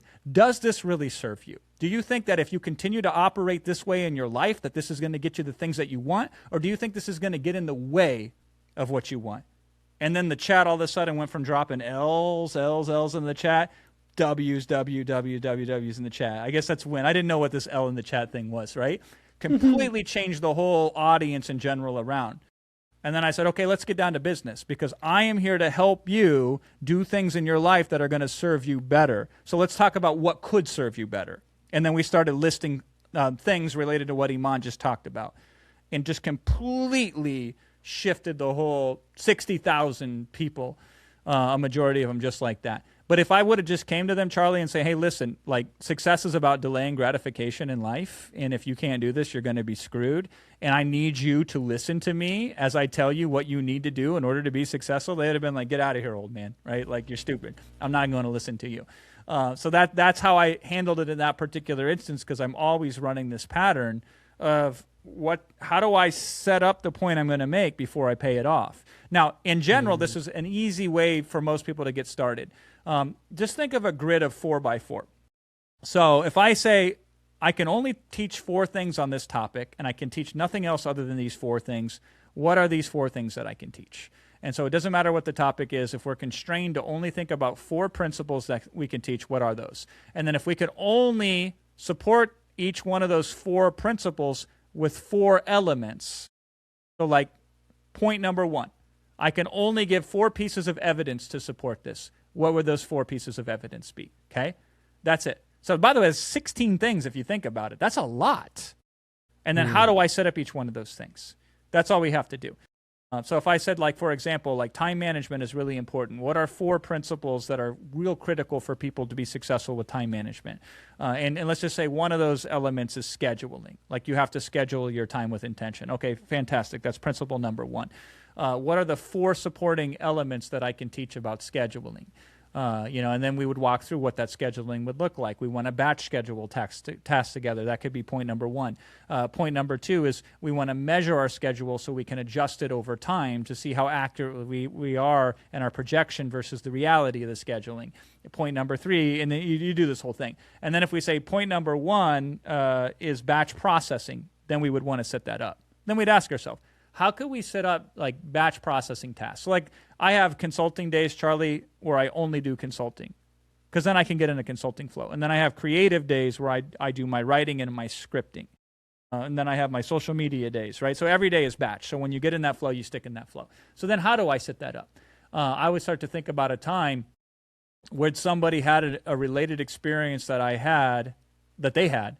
So it's not an unknown thing, it's a known thing. They could relate to it, like the movie example, your favorite movie, right? And then I'd say, let me give an example of what that looked like when they weren't batch processing. And they'd be like, oh yeah, that's super costly. Oh yeah, that's really suboptimal. And now they're open to a better strategy. And then I could give them what that strategy would look like. So this is generally how I think about anything, 4x4. And then how do I break that down? Generally, you don't need all 4 points. It ends up being like 3 things here, 2 things there, 4 things there. And this is a good roadmap. And if you practice this consciously enough, eventually you'll just think that way unconsciously. Here are the few critical elements involved. Here are the 3 key pieces of evidence for each element. And then here's how I set each one up. Do you think this relates to organic content as It well is. as selling? It's the same thing, right? It's so related, but it's so frustrating how the differences make a big difference. The subtle, slight millimeter differences and shifts make a huge difference. So like it's got to be more mass markety if you're going to go social and your goal is views and reach. But if you study these guys' YouTube videos, you can see it immediately. In the introduction, they set a frame. These are the 6 things I'm going to teach to you today, or these are the 4 things that I'm going to teach for you today. And then each one of those things is generally set up. And it makes a point. Now, when you're selling, it's similar, the techniques you're using, but the application is dramatically different. Selling somebody on consuming a piece of content it's different than selling somebody on buying a product at the end of the day. So the principles are similar, but the applications, oh my God, ask me how I know, because I'm still out here struggling to try to get those views. How do you know? Yeah, I mean, we got 20 million views in the last 90 days, so we're starting to crack the code. But even I laugh at that. I'm like, yeah, these are views, but like the commercial intention right now is so negligible. So getting views is one thing, and then anybody listening right now, you want to kite views, like here's the hack. You do a listicle. Here's the 5 things to do before 5 a.m. First thing, like boom, hydrate. Second thing, boom. And then you have a 1-line banger line on each. So in 45 seconds, somebody watches the reel and they're like, oh my God, this is the greatest thing I've ever heard on the subject. I've got more value per second than I've heard anywhere else. But how does that translate into somebody wanting to do business with you? They need to watch 11 more of those and then also have a problem that you can solve. It's a different game. Tough, man. It's tough. It's hard out here. So the webinar setup that I've got in my mind so far, I'm sort of pulling this apart, is introduction, hook, pain. What are the next sort of macro stages of the throughput of a webinar? Yeah, so we hook them in, and then we bring up the pain, and then we go to the game. So this is like the greed portion. So we start with fear, and then we end with greed. Until you can hope, then it doesn't matter what you can hope for. So we remove the pain as a constraint. So they're hopeless. We show them it doesn't have to be hopeless. And now they're entertaining the idea of what hope could look like. Now they can dare to dream, when before dreaming was scary. So we talk about what was it you said? Sorry, you said a quote there, until you can hope, you have nothing to hope for. Correct. Yeah. Okay. And that's most of the market. You. The market's coming in saying, listen, I bought 99 courses on how to make money online. I've failed 99 times, right? My friends think I'm an idiot. Even my significant other wants me to give it up. Nobody believes in me. I don't even believe in me. But here my dumb ass is on the 100th webinar getting pitched again on another money-making opportunity. By the way, people don't think I say that on webinars. I say that on webinars, right? Like, why not, right? Why do we have to make it dressed up? That's the reality of it. Now, here's where most people would stop, Charlie. They would say, and that's a bad thing. I'm like, that is a good thing. If you study every successful person who's ever existed other than the lucky and the ultra outlier talented, most of them failed 99 times before they made it their 100th time. They didn't fail 99 times. They took 99 steps towards success. No one step was successful. But if you remove any of those steps, then success wasn't going to occur. So to me, it's completely rational, and it makes sense that if you have a passion and you have a desire and you want to achieve something, you keep showing up, regardless of whether the past has validated if that's a good idea or not. The past is a terrible measurement of whether you're doing the right things in order to succeed or not, right? Intention is more important, and being consistent is more important. So this is why I can bring it up, because I've thought it further through. So, but I removed that. Like, why is this time going to be different? But now I've given them the ability to say, okay, yeah, I'm not crazy. It has been difficult, but it seems like Jason is so confident that he has a solution despite the fact that I've never succeeded before with this. And then I can lay it down. I can say, if you're able to get through it, and if you're able to fully embrace it, here's why tomorrow can be different than today. And then we talk about what the outcomes could look like. We talk about what the benefits can be. Again, I like to use a frame, Charlie, where it says ideal outcome is this beautiful, wonderful thing you dream about, and that could happen. It's unlikely, though. Here's a more realistic outcome that's much smaller but more obtainable. So I give them the ability to feel that if I get lucky, I could hit the outlier result, but the real name of the game is a small improvement in a short period of time. That's what most people want.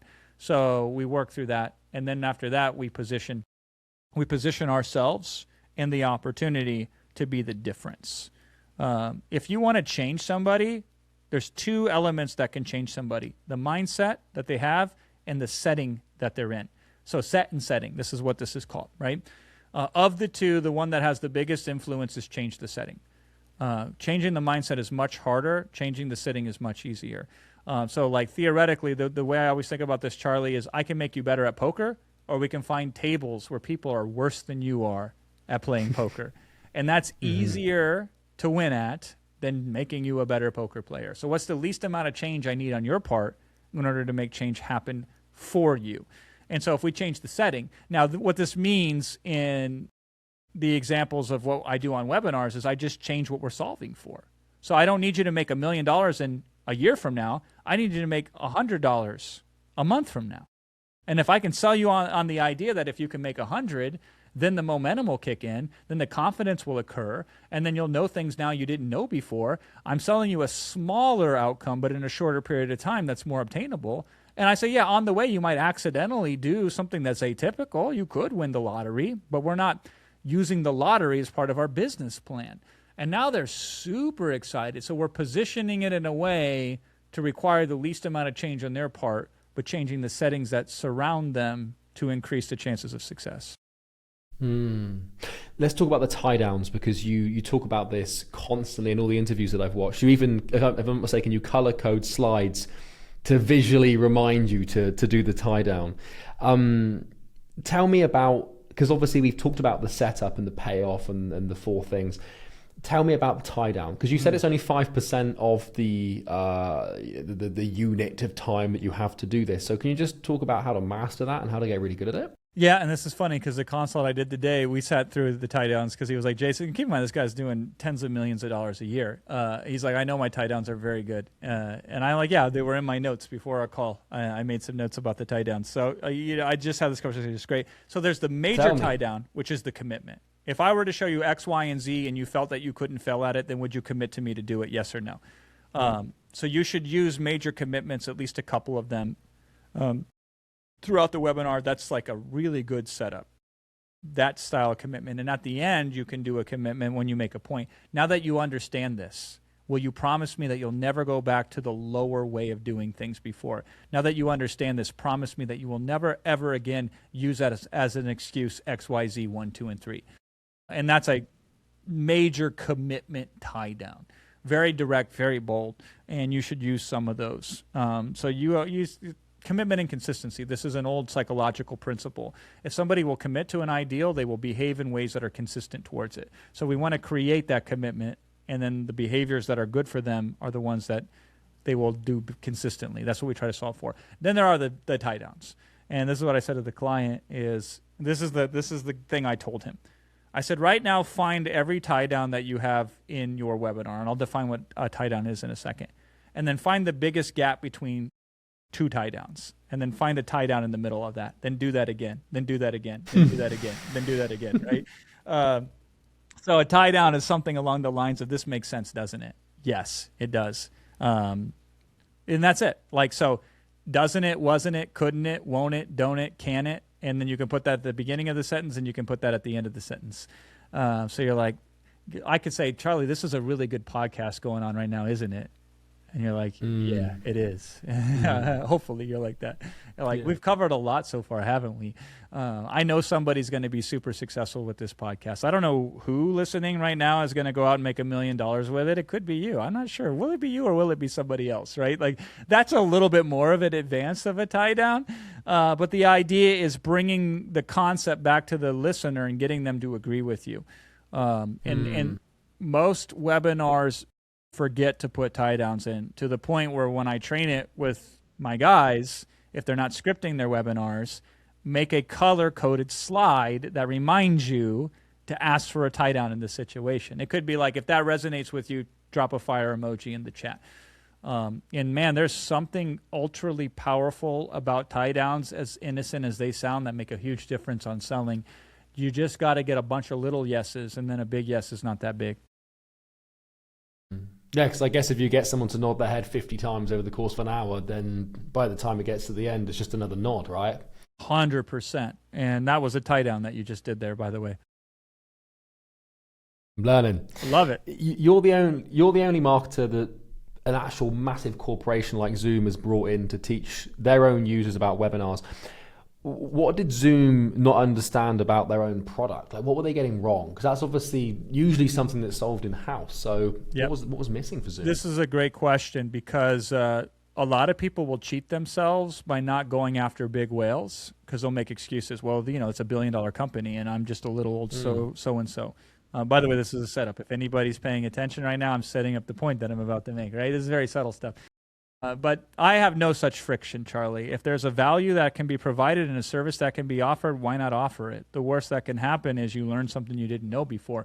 So we go to Zoom and we discover that they have a serious problem. People that sign up for their webinar accounts and don't run webinars don't keep those accounts. Yeah, naturally. Yeah, I mean, it makes sense. The point. There's the point. Yeah. It's pretty obvious, but everything's obvious in hindsight, right? So we said to them, hey, listen, if we train your users on creating webinars and increase the likelihood of them doing webinars, couldn't that be a really good thing for you? And that's a tie down, by the way. That's a yes question. And they're like, yeah, that would be great. To the point where we literally told them, Charlie, and wouldn't it be okay if we solicited them to write the webinars for them? Because whether they created or we created for them, if they have a webinar that they're running, isn't it more likely that they're going to stay on Zoom? And they said, that makes sense. So not only did I get to train Zoom users, but I also got to pitch them. And that's awesome. And so I think so many of us make this mistake of like really big companies not approaching them. Bigger companies have bigger problems. They have more problems and they have bigger problems. And so small people that can focus single-mindedly on solving a problem for a big company is more valuable than another bigger company trying to solve that big company's problems. And so, yeah, I am not shy, Charlie, about if I see I can provide value, attempting to assert myself in a situation where that value can be provided. I love it. So Jason, you've said that live webinars almost always beat pre-recorded webinars. Now, the majority of people choose pre-recorded because it scales, but usually because they're lazy. Can you make an honest case for me as to why the maths there and why you think that live is always going to trump pre-recorded? Yeah, I'm all for any webinar being better than no webinar. So if somebody comes to me and says, Jason, like the only way I can do this is with an automated, we ship automated. And if we want to start with automated and add a live in later, fantastic. We can totally do that. Usually it works better the other way. You go live initially and then you automate it later once you get the kinks out of it. But live will generally be automated for the same reason that a Super Bowl is better than the recording of the Super Bowl. It's just there is a time and place that is being shared that will never occur again, and it's organic, meaning that it's unfolding in real time, and a recording can never capture that. Now, on a practical level, there's just techniques you can do on a recording that you can do live for point of sale. There are techniques you can do on a recording that are better than there are live, but the techniques you can do live generally have stronger persuasive powers when it comes to straight up conversion rate. So for example, one of my favorite closes that I use is I put a big red slide and it says delete from recording. And then when I get to that slide, I pause for like 5 seconds. And then I say, you may wonder why I paused right there and why you see the slide that you see on the screen. It's because what I'm about to say next will be forever deleted from the recording. This is only available for you because you're here live with us right now, right here. And I want to reward you for being live. And that's the setup, right? So it is, you can't do that on an automated webinar. You just can't. You can't do long Q&A sessions, which is my favorite part of the webinar, where I just, hey, listen, you said no. Let me figure out why. Okay. Should you still say no or should you buy now? Oh, you still saying no? Well, let me ask you again. Oh, now should you say no? Right? Like doing that. You can't do that on an automated. Now, you could do a hybrid webinar where the first part is automated, then you come in live at the end. That is awesome. That works incredibly well. But live just has the ability to do interactive things and to utilize scarcity in a way that automated doesn't. Now, automated has more scaling capabilities, but live has more conversion capabilities. So my best clients, they run automated like 9-10 months of the year, and then they do 1 or 2 big live events for the year, and they get the best of both worlds. So we should use all of the tools in the toolkit if we can. What's something that is like a widely taught webinar trick that you just think is fundamentally wrong? Like, what is something that you believe, what is something that you just believe to be so wrong that everybody else believes to be right about webinars? Yeah, I think that people find out that you can teach nothing on a webinar and convert really well. It's true. You can, right? If your webinar is merely like, oh, you have a headache, let me hit you over the head with a mallet and then let me sell you an aspirin, right? Like, that can convert. It can do really well. And then if you try to use some more effective techniques, but you misuse them, you don't apply them correctly, you will convert less, and then you will conclude, people are stupid, I can't teach them anything, I won't teach them anything, I'll get them all dressed up and then sell them a ticket on where to go. And I think that that is not a good strategy long term. So I am of the attitude of, let me teach the right amount of information. So in some webinars, that is like a 3-step approach. And then in other webinars, like I have a webinar running right now that teaches 15 steps. And everybody would tell you that's impossible. But in this particular set of circumstances, it makes sense. So I don't try to limit myself by what we teach or what we don't teach. I look at the situation and say, what is the most that we can teach to have the effective change required? And generally, it's a few key elements, and we teach them deeply, but we don't try to rob the audience of an experience that is valuable for them independent of whether they buy or not. So my number one thing I solve for, Charlie, is at the end of the day, if the worst thing that happens is you leave saying, damn, I'm so glad I spent time with Fladlien on that webinar. It was amazing, and I didn't buy. I'm super happy. This is why generally my webinar frame is I'll show you how to do it for free, and then I'll give you an option to pay for a way to do it instead. But even if you can't afford to pay for it, or you don't want to pay for it, or you're scared to pay for it, I will give you a way to do it for free. So I allow people to choose. And then that's awesome because they can truly weigh the cost of each. Yeah, this is free. Like, so my webinar and webinars, I have each step of the process, I give them an AI prompt. So 15 steps, 15 AI prompts. And I teach them how to write their own AI prompts. This is the one that I use. It works for me, but ideally I would love for you to use it and adjust it to you. And I give them prompt hygiene, okay? So 15 prompts, I show them the prompts. I don't get into the technical details of the prompts, but they could screenshot every prompt. They could upload every prompt into ChatGPT. They can manage all that prompts. They could work through that whole process. And if they were broke, or if they were a beginner, or they were cheap son of a bitches, then they could totally do that, right? Or at the end, when I say, listen, this was only 15 prompts, I actually have more prompts for each scenario because there's 5 different ways that I open a webinar. There's 3 different ways that I do pain. There's 4 different ways that I do gain. I'll give you all my prompts. They will come easily loaded so you can use them. And I will also give you some other things that we didn't have time to talk about in this webinar. And then most people, they say, I would rather pay to have it hand delivered to me than to go out and do it all on my own. But if you want to do it on your own, you totally can. And that's my favorite webinar style. I will not sacrifice the model that I teach. It will be useful and complete on its own.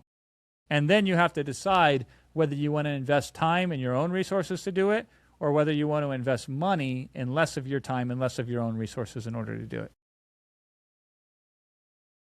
You've got a lot of big names behind you. So, Russell Brunson publicly credits you with teaching him webinars. Alex Hormozi, Iman Gaji, Larry King, Tony Robbins. At what point did you realize, like, I am actually the best in the world at this? Too late, man. Yeah. So, the cobbler's kids don't have shoes, right? The barber's kids have long hair. Like, it's like, I don't know if that one works, but I had a plumber come over to the house one time because these cartridges in our shower, like, one broke, then the next broke, then the next broke, and it started shooting out water, and they needed to fix it. And I'm like, why does this keep happening? And he's like, well, you have hard water, and these things only last this long before they need to be replaced. And he says, I know it because I need to replace my own cartridges in my home, but I'm too busy replacing yours to fix my own.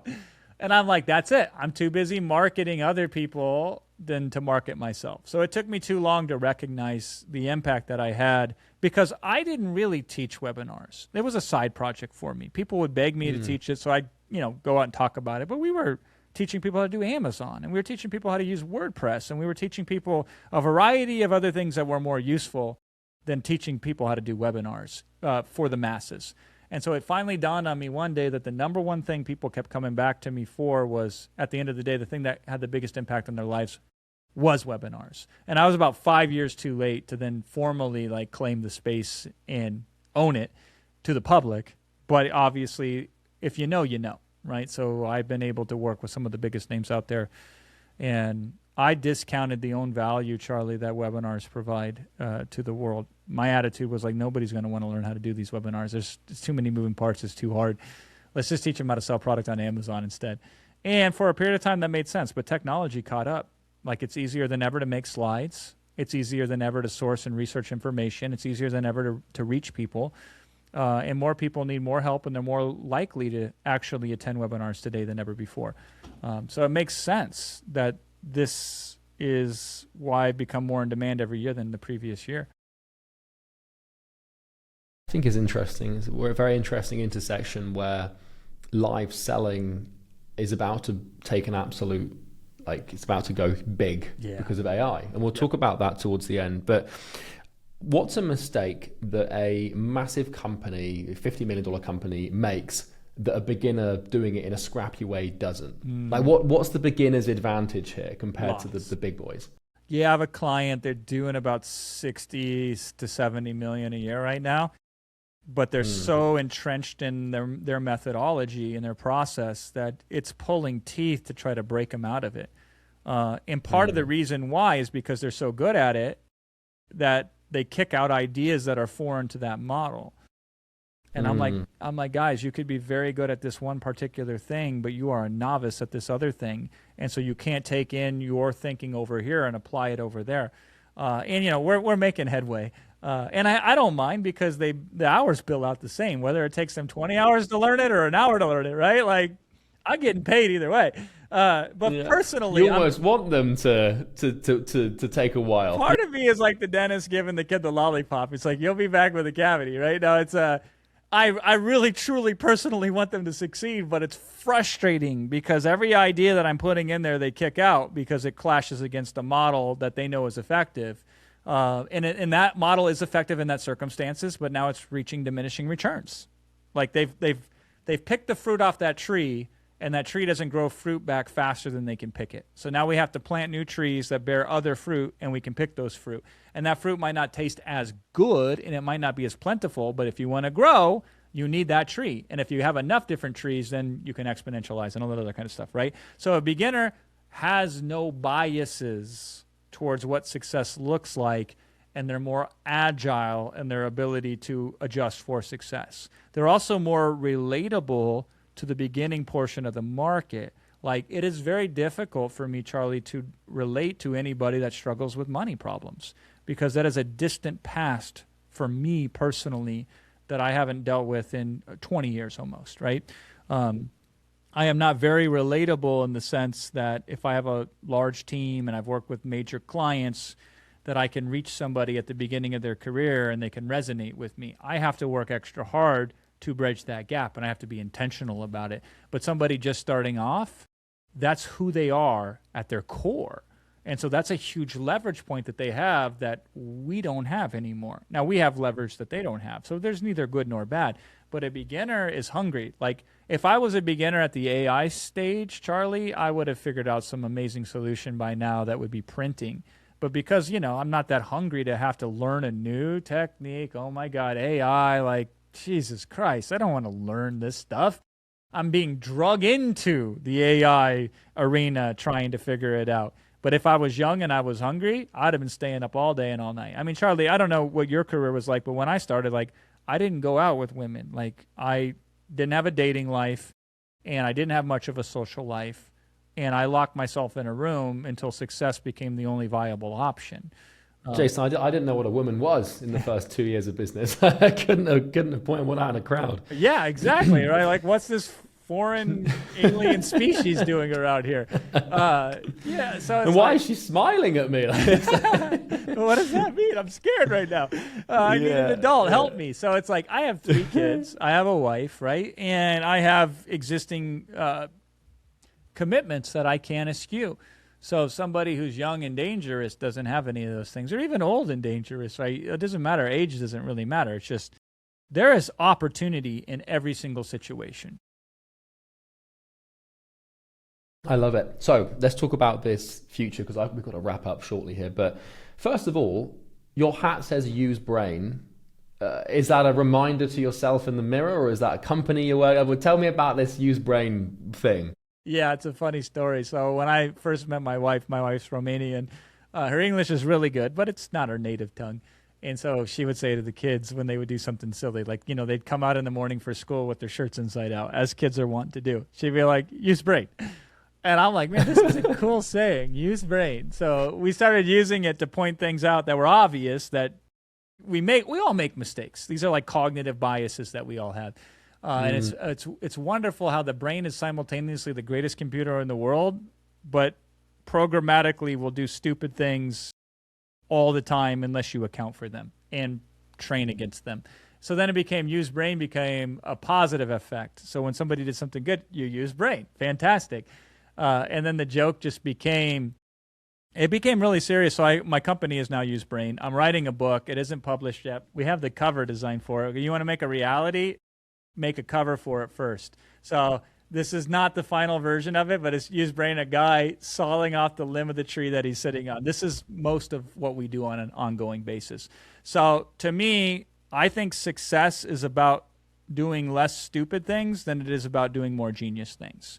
So my premise in business for this next decade is we subtract all the ways you can't fail. We focus on the few things that will bring success, and then we leverage the hell out of those things. And so using brain is using the best portions of your brain.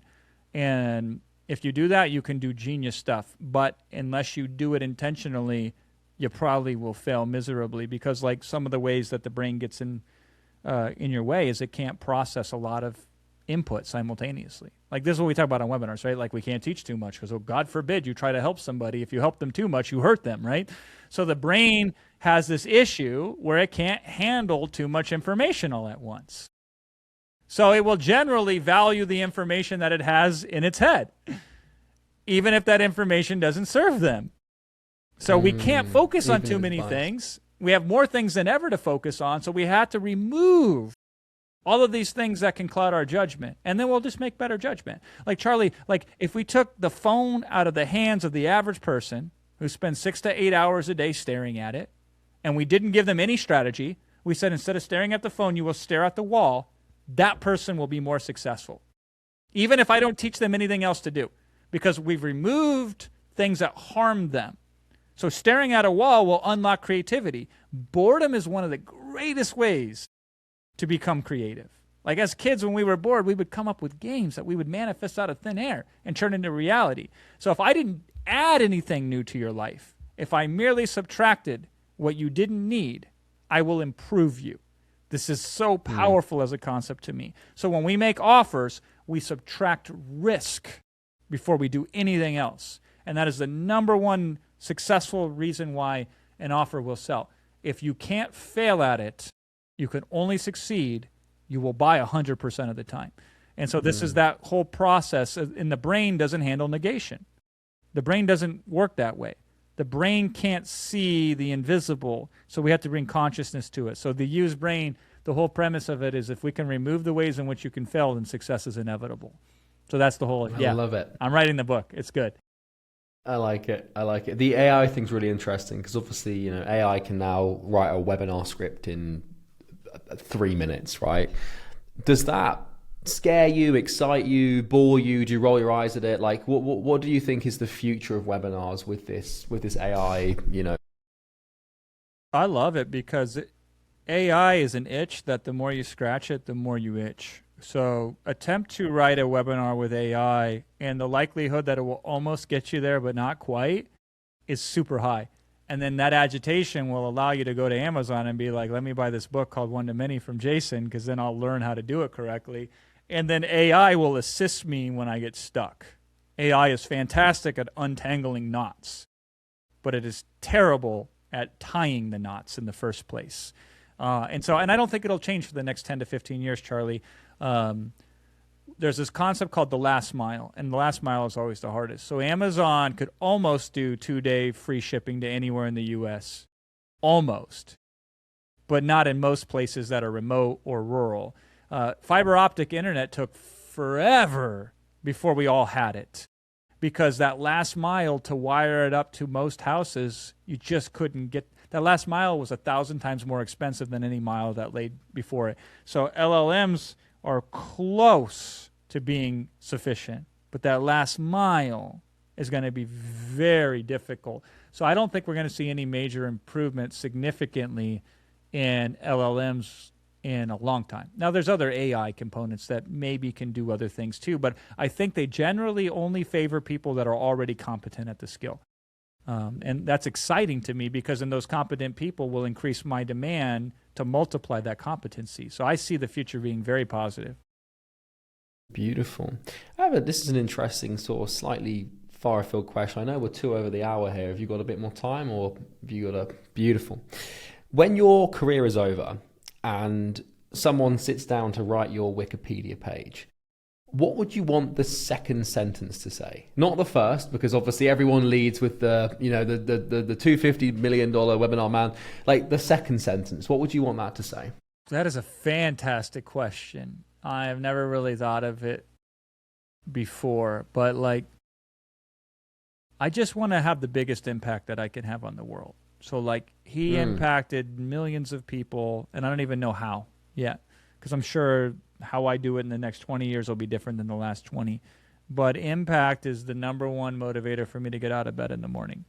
If I can go to a market and help them get the value that has previously eluded them, that just makes me so excited. This is why social media now is so big for me. In the past, I looked at it incorrectly. I'm like, man, social media is a terrible place. It is, by the way. It's I don't think social media is our kids, we don't allow them to use it. They don't have any screen time pretty much at all in our household. And I don't either. I do 20 minutes a day. That's it. But if you want to reach people, you have to go to where they're at. And if you can go into hell and pull people out of it, then you have to. Pretty worth doing. I'm starting to realize it is, yes. So this is the way we can impact. So if we can have a dinner with 2.5 million people, that's just the beginning. I'm starting to get very excited with the future. But impact is very, very elusive, Charlie, because it's like I said earlier, I might have to touch somebody 20, 30, 40, 50 times before they even want to take the next step. In the past, that was impossible. That was prohibitively expensive, and the technology didn't allow it unless you were already a Fortune 500 company. And so now I do have the ability to touch somebody 11, 12, 15, 20, 30, 40 times. So what's changing in my calculus is in the past, I would only work with people who were ready to go deep. And then we would go deep immediately. And this is how you could sell hundreds of millions of dollars of products. It's not a bad thing. But now I have to touch people superficially. So I have to do the things that I used to roll my eyes at and put my nose down on. And I'm like, if that's the name of the game, if step one is just making them aware of my existence, and step two is being superficial for a long period of time, but then always standing next to the door that says, when you're ready to go deep, we're going to open up this door, then that's just the new game. And hey, listen, my attitude is this. If I commit to something, I can truly become the very best, or if not one of the best at it. Doesn't matter what it is. Barring like professional sports or, quantum I was going to say pole vault would give you a run for its money. It would totally, yeah. And every year my knees remind me that I can do less and less physically than the year before. So, but intellectual sports, and for most people this is true because these don't push up into the laws of physics like physical things do. I am confident that give me 10 years and an obsession over the thing and I will become unbeatable at it. And so I'm very excited to see where this is going to lead us to, because we will invent a thing that doesn't exist yet that we don't even know we need to invent. It's inevitable. So in my Wikipedia entry, it's something along the lines of how much impact that I've had on a large amount of people. So I have depth and I have breadth. What's the best webinar you've ever seen that wasn't one of yours? Great question.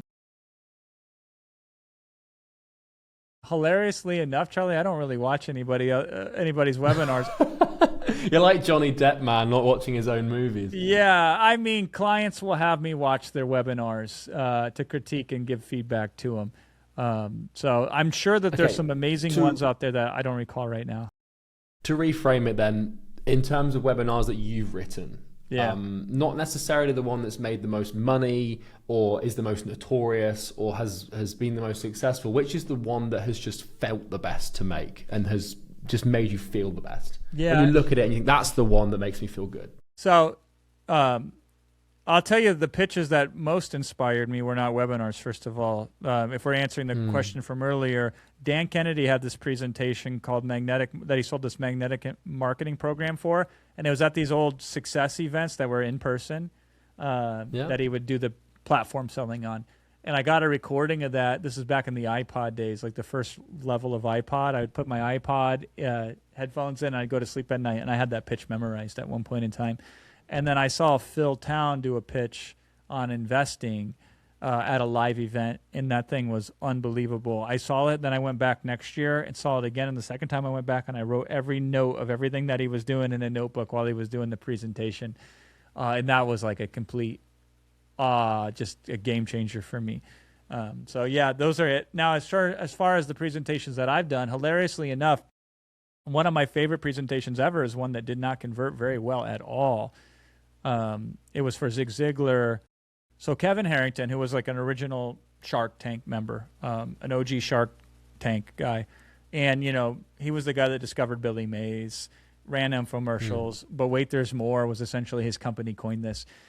Kevin came to me and hired me to pitch for Zig Ziglar because Zig Ziglar was a huge influence on him and it was a huge influence on me. Before I did webinars, I read Zig Ziglar's book and I was like, this is the best thing on selling I've ever learned in my life. It had such an impact on me. So I write a webinar and we have the rights to sell. The book that I read from Zig was called The Secrets of Closing the Sale. They had the box course version of it. And, Kevin had created it with the IP and everything. And then I went out and I pitched it. So I wrote the webinar and I delivered the webinar. And I worked harder at that webinar than I do for most webinars. And it did okay. Nobody lost money on it, but nobody really made a lot of money on it either. And, it was a hard lesson that I learned. Like, making decisions emotionally, not a very smart idea. Because, we didn't really sit there and think about it. Should we test this first before going all in on it? Probably a good idea.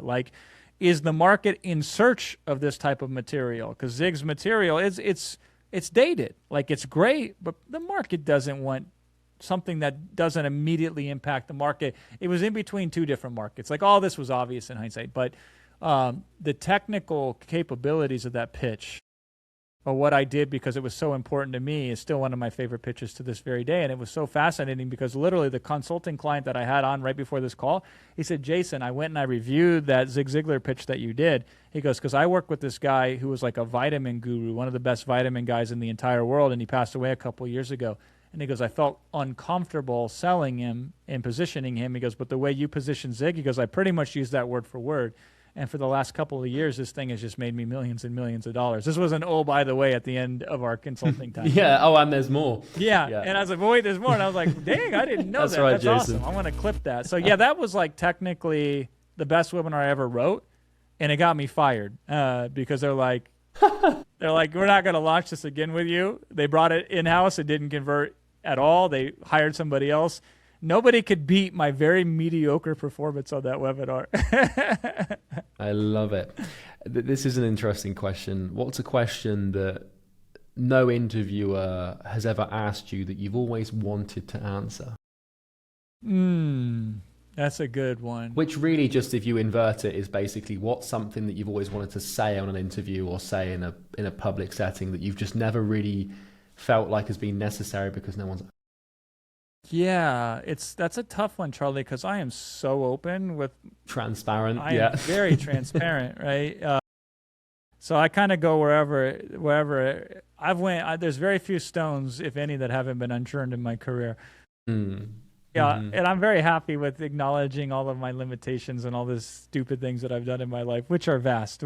They are way longer than the list of genius things that I've done. But yeah, I mean, I never used to talk about my spirituality or my being a monk, Charlie, because I was like, I didn't think anybody would care. And it was a different part of my life. But now I've realized that this is super important. I never talked about rapping either for many years because I'm like, man, this just sounds stupid. Like, nobody's going to believe this. It just sounds so ridiculous. And then I find out later, like, half my audience seems to have rapped in their career. I don't know, like, at one point in time, this is not as weird as it sounds. I love it, man. No, it's a difficult question to answer after 2 hours of talking, so I understand that. Do you think the webinar structure would work to sell B2B software? Yeah. I mean, that's where I started really making some serious money, was selling B2B software. Like, a large part of Russell's webinar for ClickFunnels was based on the model of webinar that I taught, and that was, a $100 million plus company selling software. Now, it's not like enterprise level software, but we sold enterprise level software on a webinar too. The structure changes slightly. This is what I say to most of my clients. I'm like, your very best version of what you offer in 90 minutes, where does it exist? And 99% of clients are like, it doesn't exist. I'm like, is that a good idea? And they're like, what do you mean? And I'm like, well, the webinar is a deep dive into representing the best 90 minutes of what you can do for somebody. And don't you think in any way, shape, or form, if that thing exists, it's better to have it than to not have it. So it could be automated, it could be live, it could be a book a call funnel, it could be a direct cart, it doesn't matter. Most people don't have a 90-minute presentation that best shows who they can help the most. And that's a tragedy. Going from a B2C webinar, because I feel like when we talk about webinars, we generally sit in the sphere of it being B2C most of the time. Do you find there's a big difference in the framework? Because obviously when it's B2B, people tend to be less emotional, more logical. Perhaps they are more, like, I suppose they're still consumers, right? But how do you navigate that switch to a B2B webinar as opposed to a B2C webinar? Yeah, I really don't. It's not a fundamental belief of mine, Charlie, that they're less emotional or that they're more rational. Or, to me, every market just has a set of inputs and outputs, and I have to know what those inputs and outputs are, and then I solve for those. So I don't really put stereotypes on those markets. I just say, okay, if this market makes decisions in this way, then I have to put what I'm doing in a framework that allows the decision to be made in the way that the consumer makes the decision. And every market has some biases. So there's general psychology that applies almost universally, and then there's the specific ways in which you apply it that will make the difference from market to market. So for example, successful people, if I'm selling to them, they generally prefer to be direct and straight to the point, and there needs to be less concern about emotion in terms of how it makes you feel. Okay, so here's a simple rubric in order to think about this. A beginner, they need more encouragement and they need more empathy. Like, they're struggling, they're in a situation where they're on the fringe, they could quit at any time. And so I got to sit down there with them and sit with them and be like, hey, listen, this is tough and you're going to be okay, right? So we have to spend a lot more time around the stress of the situation. Business people, I can be much more direct and challenging towards in general. I could say, hey, listen, if you want to just make $20 million a year and you think that's all you have in you, then let's just do 20. But I don't know, man. If a tree only grows 20 feet when it could grow 50, what do we call that? And they're like, well, I'll show you, you son of a bitch. You know, here's my money, right? Like, but that's, I don't think in terms of businesses versus non-businesses. I holistically analyze the market and say it responds in this fashion. So let me communicate to it in the fashion in which it responds to. So I take a more general approach than categorizing them in specific markets. I never think in B2B or B2C, quite honestly. I say this particular market has these ways that they think, and let me communicate it to them in that way. Really interesting. The final question I have for you, Jason, is what was the topic of discussion for the 2.5 million person dinner? That's a great one. I love that. Okay, so it involves Iman, believe it. We're ending how we started. You know, there's got to be a sandwich here. So ooh, I like that. So we go out to eat one night. My wife, I, two of my three kids. We drop the oldest off to her first high school dance, and we go off to a pretty nice restaurant in LA. And my wife gets this idea to my youngest daughter. She's 12. She says, you're going to order food for everybody. So we tell her what we all want. Like, I want this, my wife wants this, my son wants this. And so she places the order for the table. So the waiter goes over, comes to us, and she tells him what everybody wants. And she's even trying to pronounce it's an Italian restaurant. And it's very Italian. Like everybody there is Italian, actually. You've even got your hands like this just to yeah, exactly. I like that you got that. And so she gives him the order, and he's like really impressed, and he's like, "This is awesome. This is great." And then when they're done, I start to explain to her why we had her do that. So I told her, I go, I have this client in Dubai, and this is Iman. And it's really cool when Iman does this. Whenever we go out, Iman will order for the whole table most of the time. So we're out at a nice restaurant, and he'll go to the waiter, and he'll be like, get us this, get us this, get us that, get us that, get us this, and this. And then he says, and if you want anything else, you can also order it. So it's not like a control thing. The comments were like, that's not leadership, that's control, that's manipulation. I'm like, God, people make snap judgments. It's fun. But he does that for the group. And it's a really cool demonstration of an experience that you can provide. So I'm explaining this to our kids because we're trying to empower our kids so they can go out and be successful on their own and not rely on us, because I'm not going to create entitlement. So I'm explaining this to her on camera. So we now take a little camera with us. We film like 5 or 10 or 15 minutes of our dinner. That's it. And we're just having this conversation where I said, I have this client in Dubai that he orders for everybody at the table. And he knows I'm a vegetarian. And so because of that, he makes sure to order vegetarian things for me. So ahead of time, they're preparing so that they're able to accommodate and show that they can take care of the people around them. So I'm telling her this, and the camera's only facing me. She's on the other side of the camera. They edited it down a little bit because she wasn't quite getting it. She was like, is it this? Is it this? I'm like, no, it's a leadership thing. It demonstrates the quality of a leadership. And then I end it telling her, explaining to her, the reason, Summer, we're having you do this now is because when I try to do this for clients and I'm a full-grown adult, it feels weird and uncomfortable and unnatural and potentially unsafe, but you get to do it at the age of 12 in front of your family. So when it comes time later to do it in the real world in business, you can nail it. And that's the real. It's shortened and it's edited down and it's pretty punchy. It's way more eloquent than how I did it here. But it was a raw explanation to a child of why we had her order the dinner to empower her to grow as a life skill later on in life. And, you know, we use these clippers and all this stuff now, Charlie. Every time that thing is clipped and published on any platform, it goes viral. It's crazy. On any account that publishes it in any platform, you know, viral, like it'll do 50,000 views, 100,000 views, 150, sometimes 200, sometimes 500,000 views.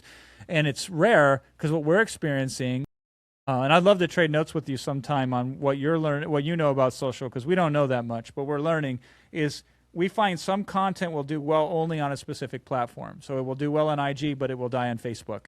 It will never take off on TikTok, but YouTube Shorts, it will kite. But very rarely does it perform across the platform. And very rarely, if you re-edit it and publish it again, will it perform. This thing has been clipped, it's been shipped, it's been published across multiple platforms, and it will probably end up with over 5 million views easily by the time we've squeezed all the juice out of it. And it's just a silly dinner conversation, you know? I mean, it's not silly, and it's taken far out of context from what we're teaching it. But the idea here is I am trying to empower my daughter to be able to have the skills and capabilities so when she's successful later on in life, you know, these are the bricks that build up to that success. And people get a spy on that, and I think they find that useful. But hell, I don't know why things go viral. Perhaps it speaks to the the collective unconscious idea that a lot of girls don't have good father figures, or a lot of women aren't leaders these days. Like all of these, everything goes viral for a reason, and usually because it invokes some sort of emotion. I realize this with short form platforms is, at first principle, what you're doing is you're scrolling through emotions. Like if you look at any viral short form video, it makes you feel some sort of way. So you're like anger, happy, sad, curious, like resentful, doubtful, angry, anxious, and it's like, and you're just scrolling through emotional states. So I guess there it's probably some inspiration, or there might be someone that feels anger towards it because they didn't have that as a kid.